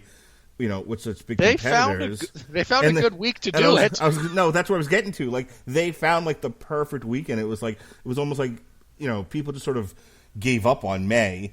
It was like, well, the Avengers is just going to eat up all the competition, so fuck it, save it till June. Or you would have had Dark Phoenix be a lot closer. You'd have Godzilla been closer than it is. So I think and Aladdin is an internal competition, so that's gravy. So you figure, Lionsgate probably kind of looked at the summer schedule and just went, no one seems to be using this weekend. Let's sneak in there. Well, after everybody's already seen the Avengers. All right, twice. yeah, exactly. All righty, let's head on here to our last and final segment.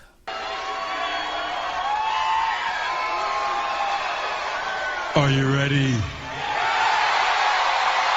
No! I said, are you ready? No, God! No, God, please, no! No! No! No! Dustin Chase of Galveston. Hang on. Just before you get to that, I would like to... Really? Already? Just for one moment, I would like to memorialize the evolution of the soundbite that introduces this bit. Okay. Because this started out just as Michael Scott saying no. That's all this started out as, the Michael Scott no bit, and then we kind of decided, we can jazz this up a little bit, and we got Jesse Starcher to edit together a couple of sound No, bites. I did this. Okay, you did. My apologies. And initially, even after that, it was just that first line from the original DX intro, just the "Are you ready?" into Michael Scott screaming no, and now it's a full-blown, 30-second bit with an with Triple H. You have the CM Punk version of that, right? That's the one you use? Huh? Well, which version of the Triple H "Are you ready"? It's him going, "Are you ready?" No, I said, "Are you ready?" And then Okay, Michael Scott saying no. Yeah, okay. So I thought you had subbed in that relatively large pop from the Survivor Series that was in Chicago, where he gets CM Punk to do it first, and then he goes, "No, he said, 'Are you ready?'" Nope.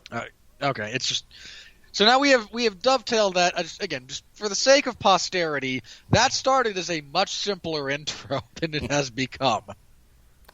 Dustin Chase of Galveston Daily News. John Wick 3 might be the first nonstop action film that simultaneously managed to be boring due to its extensive, repetitious nature.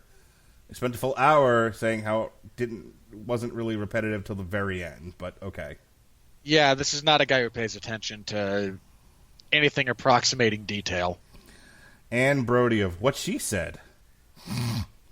I wanted to love this film because John Wick rules, but its heart is dead, slashed, shot, beaten down, broken, smothered, run over, and sabered like most of the cast.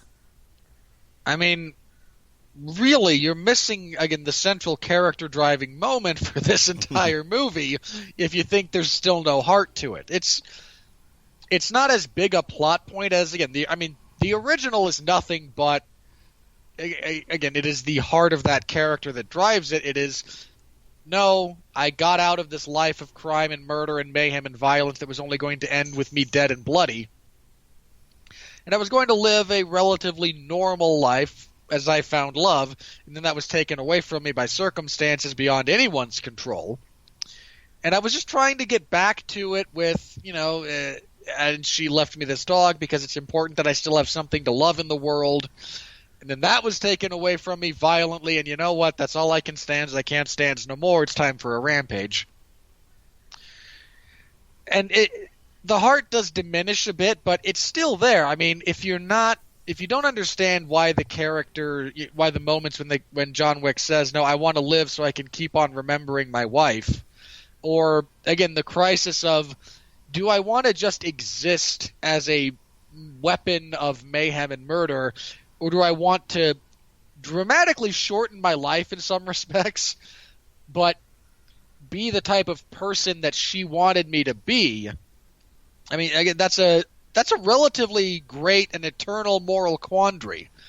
And to pretend that that's not in the movie at all is just a disservice to it. So I'm going to read this next one, and I have to ask myself, what movies was she reviewing in the past 10 years for this statement to have come out of her? Pamela Powell, Real Honest Reviews.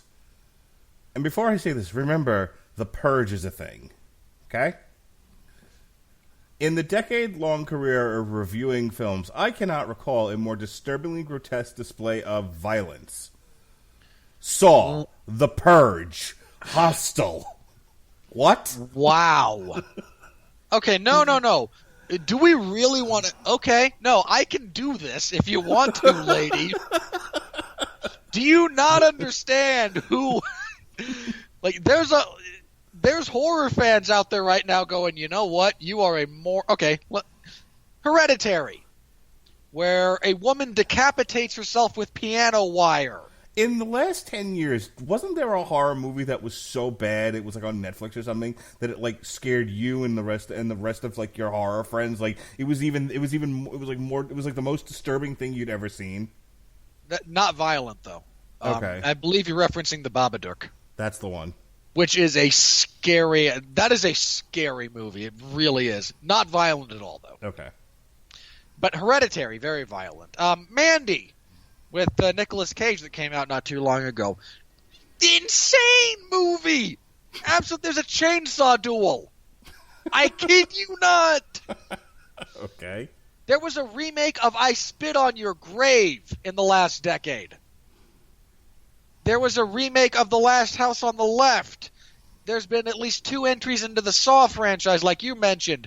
There's the Hostel movies. There's the second and third Human Centipede movies. Did I mention there's been 4 Purge movies and a television show? Oh, God. Yeah, there's The Purge. There's just more violent movies than this. I mean, don't get me wrong, this is a violent movie. I'm not pretending it isn't. But to say that this is the most violent movie of the last decade, and you review movies professionally? Her exact words were, I can't recall a more grudgingly grotesque display of violence. Just look to The Purge, where the whole plot of the movie is people gleefully killing people. I have to also bring up the Human Centipede Part 3, where it's a prison warden who gets his entire group of prisoners to be a single long circle of that. It is beyond grotesque. It is horrifying in so many ways. Pamela Powell of Real Honest Reviews, you are an idiot. You, my dear sweet summer child, have not seen anything. No. All right, we need to move on. Tom Santilli of Movie Show Plus. The world of John Wick exponentially expands in its 3rd chapter, but the more we learn about this organized criminal underworld, the less interesting it and our hero becomes. I disagree with that. I'm not sure that's true.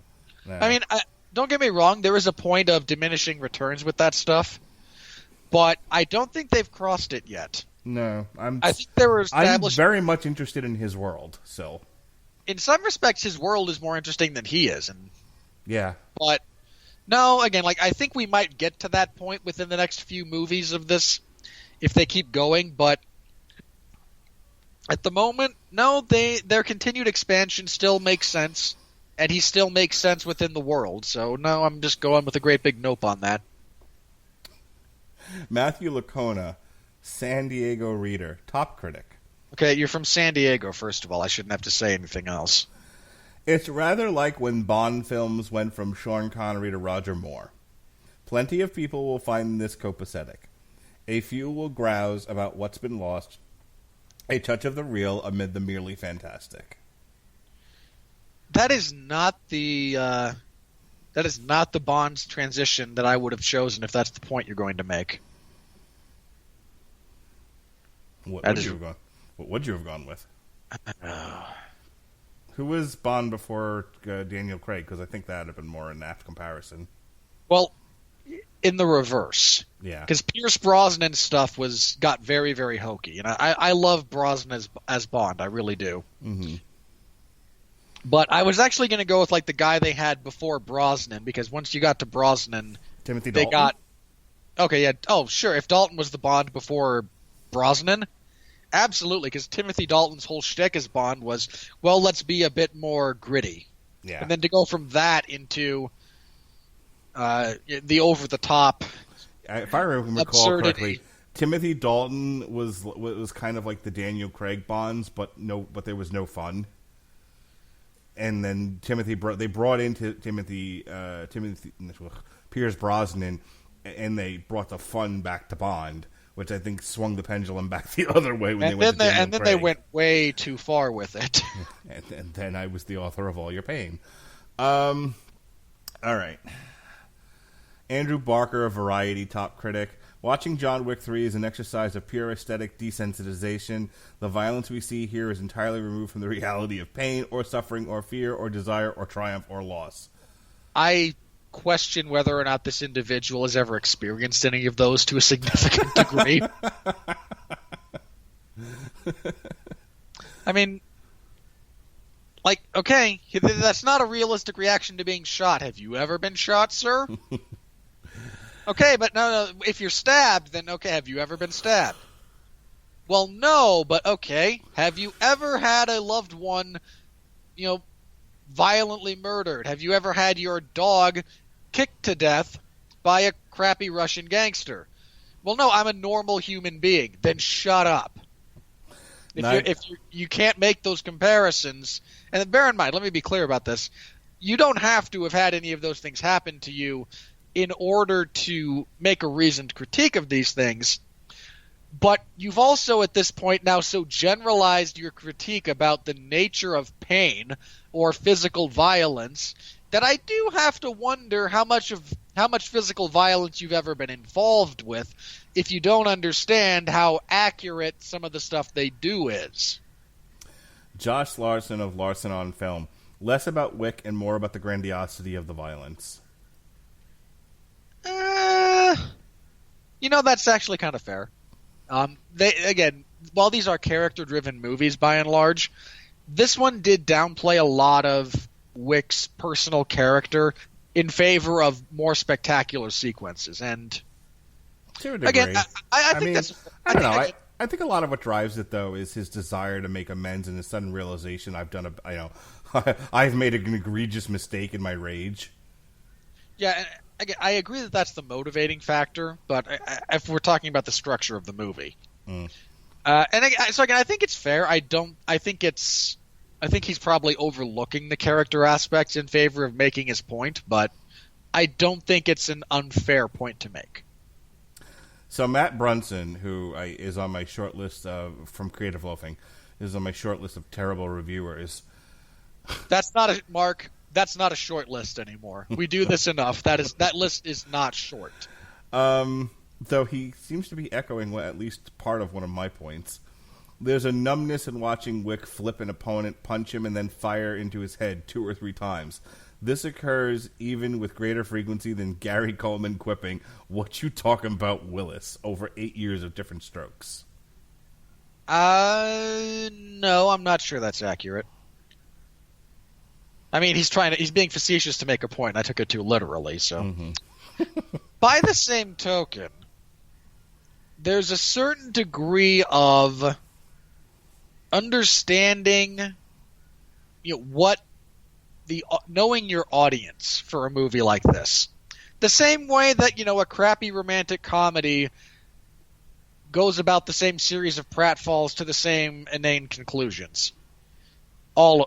It's not interesting, and you do get numb to it after any appreciable length of time viewing it. But it is also what people are paying to see, and you do have to kind of balance that. But sure. All right, so I'm going to read the last 2 here. Norman Wilner of Now Toronto. The John Wick series turned into a video game so gradual we almost didn't notice. Insert $15 to continue. Hardy har har. No. Look, this wasn't gradual, if that's going to be the point you're trying to make. This wasn't a gradual slide. Let me first say fuck Michael Medved. So this is Michael Medved from the Michael Medved Show. Do you know who he is? I've never heard his name before, unless you've done him in this bit, and his name in specific is slipped my mind. I very rarely see a Michael Medved review come up, but Michael Medved is one of these conservative talk radio show hosts who I actually used to like, and I've read one of his books. Turns out he's kind of an asshat, so fuck Michael Medved. Right, let me say this in all seriousness. Anyone who talks politics for a living,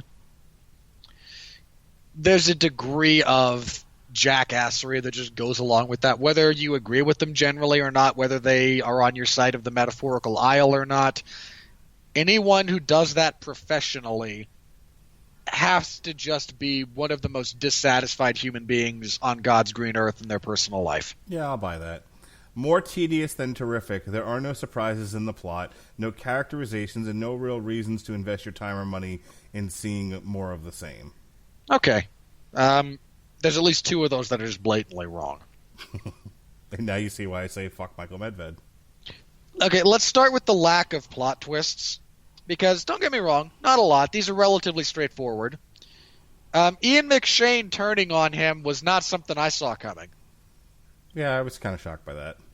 I expected him to get there, and I honestly thought he was going to get the adjudicator to reconsecrate the ground, and then as soon as that was done, he was going to have John shoot her in the head, or he was going to shoot her in the head. Like, well, that's one less thing we have to worry about. So no. And about the tediousness, I don't understand people who watch stuff like this and don't understand nuance. Like, oh god, that scene where they were on the motorcycles, it was exactly the same as the scene with the horses. In what world? Like, no, these are two very, very different things. I don't fundamentally understand the inability to see any sort of distinction or nuance, or does your brain only register at this point, oh, this is a talkie scene, this is a shooty scene? Because if that's all your brain is capable of processing, then sure, there's a lot of shooty scenes together, Michael Bay. You know what John Wick lacks? There's just not enough bare ass in these things. All right. Yeah, there's a distinct lack of oh, and this is the nudie scene. I'm sure that would have made you happy, you moron. So tomorrow in the Metal Hammer of Doom, we'll be talking about the new Ilavidi folk metal. Yes, right there. New Ilavidi, that'll be fun. Yesterday, because Jesse was out dealing with a personal issue, I took over the source material. We did a live show, and what did we talk about? What did we talk about, Robert? Of course, we talked about World War Hulk. You are the only person in the world who cares about that comic. It was myself and Chris Bailey. Do you have to say it 3 times every time? Every time. Fair enough. So we had a grand old time talking about 50% of the time talking about the comic book, and then 50% of the time fanficking Hulk movies that you are the worst. Marvel could do if only they had the rights back from Universal. You are just the worst. I actually, Namor is part of the deal that Universal got, and there's a lot of rumors out there that Namor is the villain in Black Panther too. So my question is, how? Unless Namor came with the Fox deal, I thought I remembered in a chart that I saw of when Marvel was having a fire sale. Two things. Namor no one cares about Namor. Okay. Now that doesn't mean he can't be a Black Panther villain. Black Panther's rogues gallery is non-existent. Yeah. But Namor the Submariner strikes me as maybe a bit of a stretch for that. I don't know. It's entirely the rumor is that it was alluded to in Endgame when Akui Onomatopoeia, whatever her name is, Okoye. Thank you. When Orca you always do that, and I wasn't expecting the Orca. When Okoye says to Black Widow, when they're talking about the earthquake underneath the sea, like, well, what are we doing to deal with it? It's like, you deal with it by not dealing with it. That was somehow an allusion to Namor. So now everyone's running with Namor's going to be in Black Panther too. Wow, really? Yeah. That's all they've got to support that theory? That's all we're going with right now. Okay, you people with these theories have entirely too much time on your hands. You're not kidding, Buster. But again, that doesn't answer my central point, which was I thought Namor came with the Universal deal, came with the Hulk, which was part of the Universal deal. But whatever. I'd have to look it up again. And again, that's changed so much over the last like 2 years. I'd have to get really into the weeds on it. I mean, again, maybe I'm wrong and it was part of the Fox deal, in which case it's null. But it doesn't matter. The real question is, who in the writer's room thought Namor would be a good idea?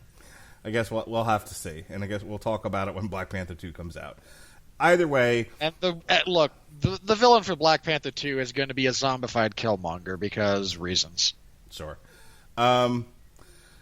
So yeah, so half the time talking about the comic, half the time fanficking Hulk movies.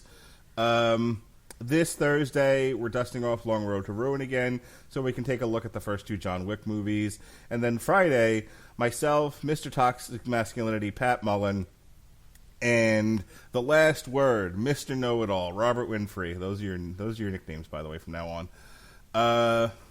I like the last word for you. I think that's a good one. Look, the way we get these stupid nicknames, we just throw crap at the wall until something sticks. I've come up with most of them. I just kind of depending on our interactions and your personality, they just come to me. So yeah. Well, man, Mr. Well, you also change them over time. Pat's been Mr. Well, no, Pat's been Mr. Toxic Masculinity for a while now.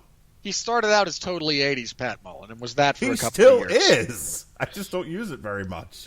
Like I said, they flit around, they change a little bit. It's fine. Like it's like the WWE. You got to refresh the gimmicks. Anyway, so myself and please, everyone can only have one name, especially if you're ethnic. Well, then you're the last word. So myself, Mr. Toxic Masculinity, Pat Mullen, and the last word, Robert Winfree, will be discussing Extremely Wicked, Schmiggy, and Vile, the Ted Bundy and Zac Efron movie starring the one and only inimitable Jim Parsons. I'm not entirely sure how much of that is accurate.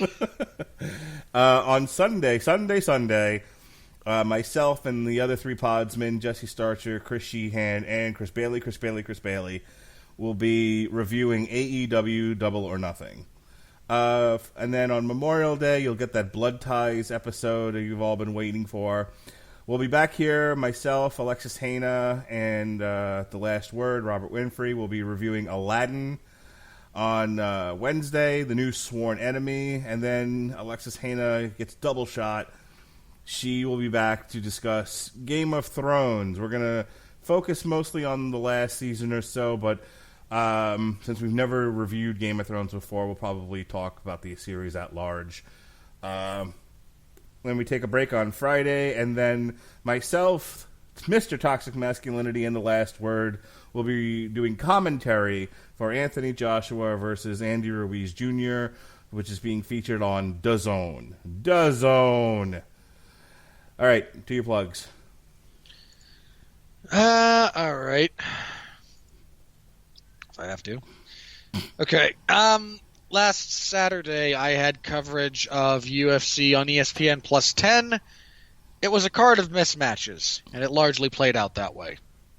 The only fight I can really recommend is the main event. Rafael dos Anjos defeated Kevin Lee via arm triangle choke in the fourth round. Both of those guys make a pretty solid case for the inclusion of a 165-pound division in the UFC, but it'll be another couple of years before Dana gets around to doing it, and I'm also convinced he's going to because he has now publicly said we'll never do it, and Dana is full of shit. So what would you call that? I don't know. So welterweight is 170. They'd probably bump welterweight up to 175. Lightweight is still 155. I don't know. Who cares what you call it? I mean this in all seriousness. Like, does the actual name of the weight class mean anything to anyone? I mean, do you call it a cruiserweight title? No. Cruiserweight is already established as what it would be. It's like a 220-pound upper bound limit. Mm-hmm. I don't think they want to start using super titles there. Like super middleweight, super welterweight, that sort of thing. Yeah, I don't know, but I don't know what you'd call it, but I also don't really care what you call it. But I'm stuck on this now. Okay, well, you think about it, and you come up with some answers for I'm going to look up boxing weight classes and see which one I'd steal. Okay, fair enough. So, anyway, I had full coverage of that. You can check out my full report in the MMA Zone of 411 Mania. Sunday, I am the host of the 411 Ground and Pound MMA podcast. We reviewed that. We talked about news. Tyron Woodley fell out of his fight with Robbie Lawler. So at the time we recorded it, there was no main event for UFC on ESPN 3. There is now. They moved the Junior Dos Santos versus Francis Ngannou fight from UFC 239 to that card. And, fair enough. There's not a lot of good choices here. No, there's not. I mean, unless maybe you just bump everything up. So you rename bantamweight, flyweight, and go from there. Well, considering they're trying to get rid of flyweight, I don't think they want to change the names. Fair enough. I don't know. Again, I genuinely don't care what you call it. But I'm stuck on this now. Again, so think about it. Okay. There is no UFC event this Saturday. I don't know what I will do with that 7 hours of my life, but I will do something. This Saturday? Wait a minute. That's a lie. No, there's nothing this Saturday. Oh, you're right. There's nothing. There's boxing and wrestling. You're gonna watch AEW like everybody else. No, I'm not. You could also watch Austin Trout versus Terrell Gausha on Fox Sports 1. Look, there's a lot of things I could do. You could watch Alexander Usyk versus Carlos Takam on Sky Sports or DAZN. I could watch Usyk murder somebody. You could also watch Masayuki Ito versus Jamel Herring on ESPN. And that's taking place in Florida on ESPN. Yeah, I could. Again, I don't know what I'm going to do with that 7-hour stretch of my life, but I will do something. Then there's AEW on Bleacher Report Live or I your am pay-per-view provider. I am not watching AEW. Oh. Okay. I thought you had to because you worked for 411 and it was the law. I do not. Look, if they pay me to cover it, I'll cover it. If not, no. Okay. So next Sunday we will be previewing UFC on ESPN Plus 11. It is the Gustafsson versus Smith card. This card is designed. I feel like this card is fundamentally designed to punish me personally. You see, on this card, there are not 1, not 2, not 3, but 4 light heavyweight fights. And I'm not even in a position to just throw in the towel on all of these fights because Gustafsson and Smith is not a bad fight. Hang on. What's his face? Cejudo is facing Marlon Moraes that used to be on that one MMA program that was on NBC something or other. Oh God! Why are you so far behind on everything? I kind of fell out of this for a while. Is Marlon Moraes still undefeated? No, he was never undefeated. Oh, okay. Well, he hang kicked on. a lot of ass though. For a period of time, he was undefeated within his career. I didn't mean to say he was never undefeated. Okay. No, I understood you. So how good? So what do you think? Henry Cejudo versus Marlon Moraes. Is that worth buying the pay-per-view for? For the average person or for you? Oh, I think Marlon Moraes used to knock motherfuckers out, didn't he? Oh, God, have you not seen what he's done in the UFC? Lost? He lost once. Hold on. He lost a split decision in his debut to Rafael Assunção that I thought he won. Okay. He then proceeded to beat John Dodson, knock out... Did he knock his ears off? No, he just beat him by decision. Oh, rats. He knocked out Aljamain Sterling with a knee to the head. Mm-hmm. He head-kicked Jimmy Rivera in less than a minute, and he just submitted Rafael Assunção in, I think, the first round of their rematch. So that's a maybe? He has been killing people. And Henry Cejudo is one of the most underappreciated elite-level combat sports athletes in the world. It's a flyweight title fight, isn't it? No, bantamweight. Okay. Really? Okay. If I must give you the history of this fight, allow me to for just a moment. Do it in 10 words or less. I can't.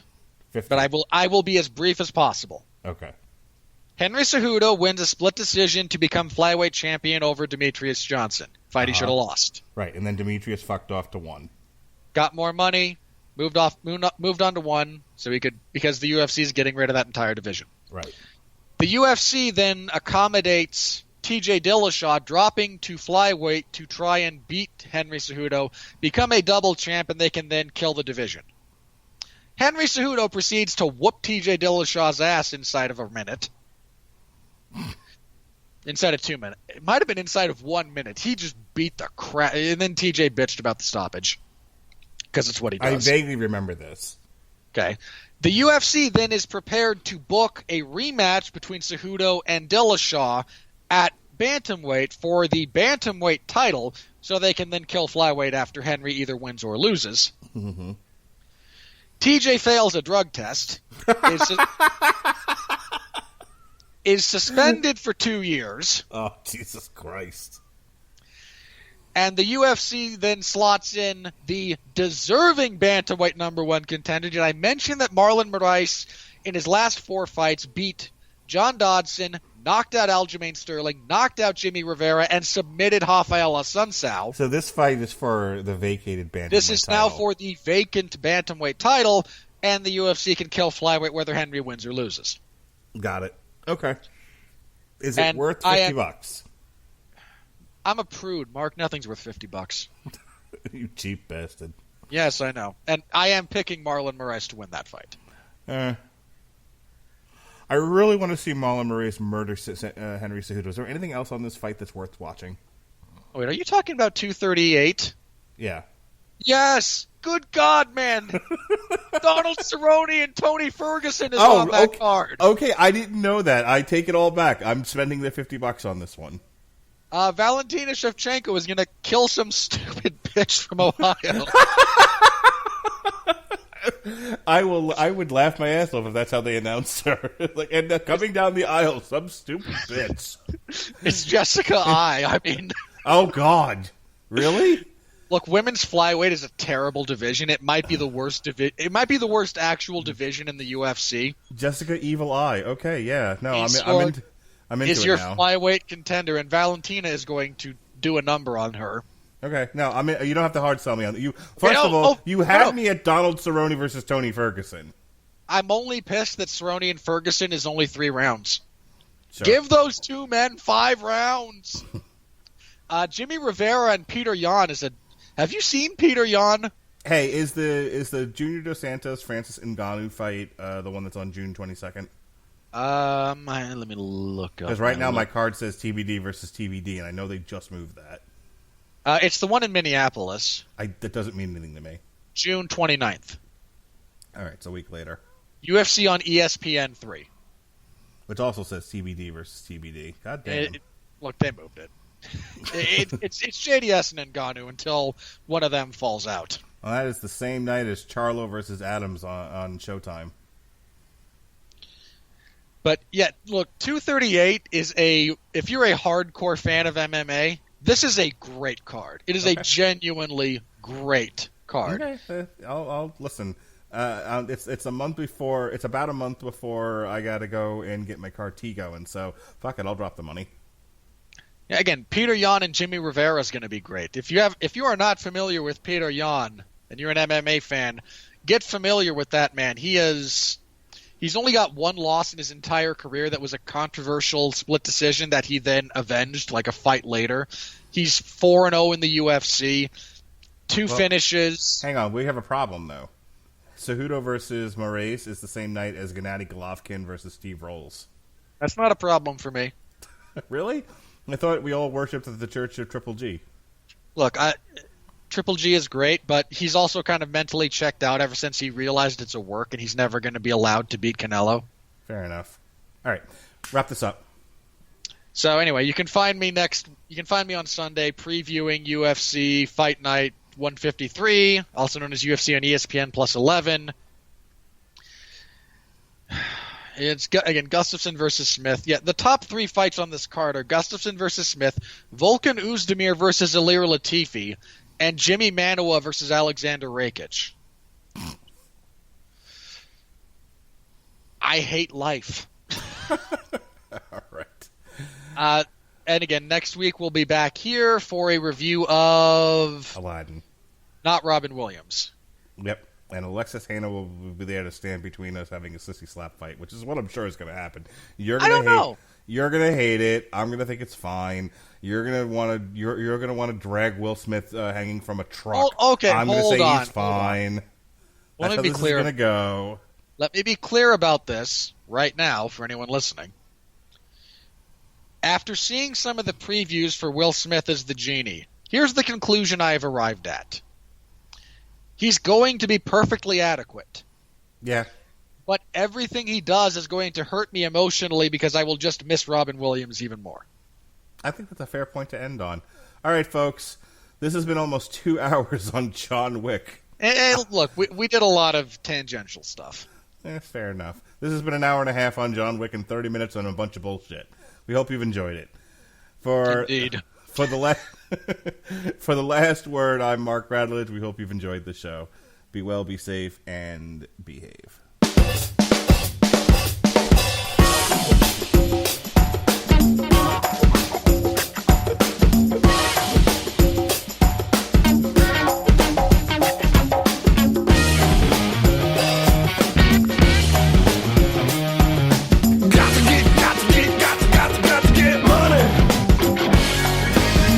Hi, I'm Jay Farner, CEO of Quicken Loans. 30% of Americans who are planning home improvements of $5,000 or more will pay for those renovations with a high-interest credit card. That may not be a great idea. A better idea may be to take cash out of your home with a Quicken Loans 30-year fixed-rate mortgage. The rate today on our 30-year fixed-rate mortgage is 4.375%. APR 4.65%. Call us today at 800-QUICKEN or go to rocketmortgage.com. Rate subject to change. Pay 2.13% fee to receive this discounted rate. Call for cost information and conditions. Equal housing lender. License in all 50 states. NMLS number 3030. Oh, come on, phone. What's wrong? Sprintern. This smartphone is not smart. Then switch to Sprint and get a brilliant iPhone 10R lease for just $15 a month. $15 a month? Now that sounds smart. Switch to Sprint and get the brilliant iPhone 10R lease for only $15 a month. Visit a Sprint store, sprint.com, or call 800-SPRINT-1. Phone $15 per month after $16.25 per month credit. Apply within 2 bills. Requires 18-month lease. If you cancel early, remaining balance due. Coverage and offer not available everywhere. Excludes tax, $3 activation fee, and restrictions apply.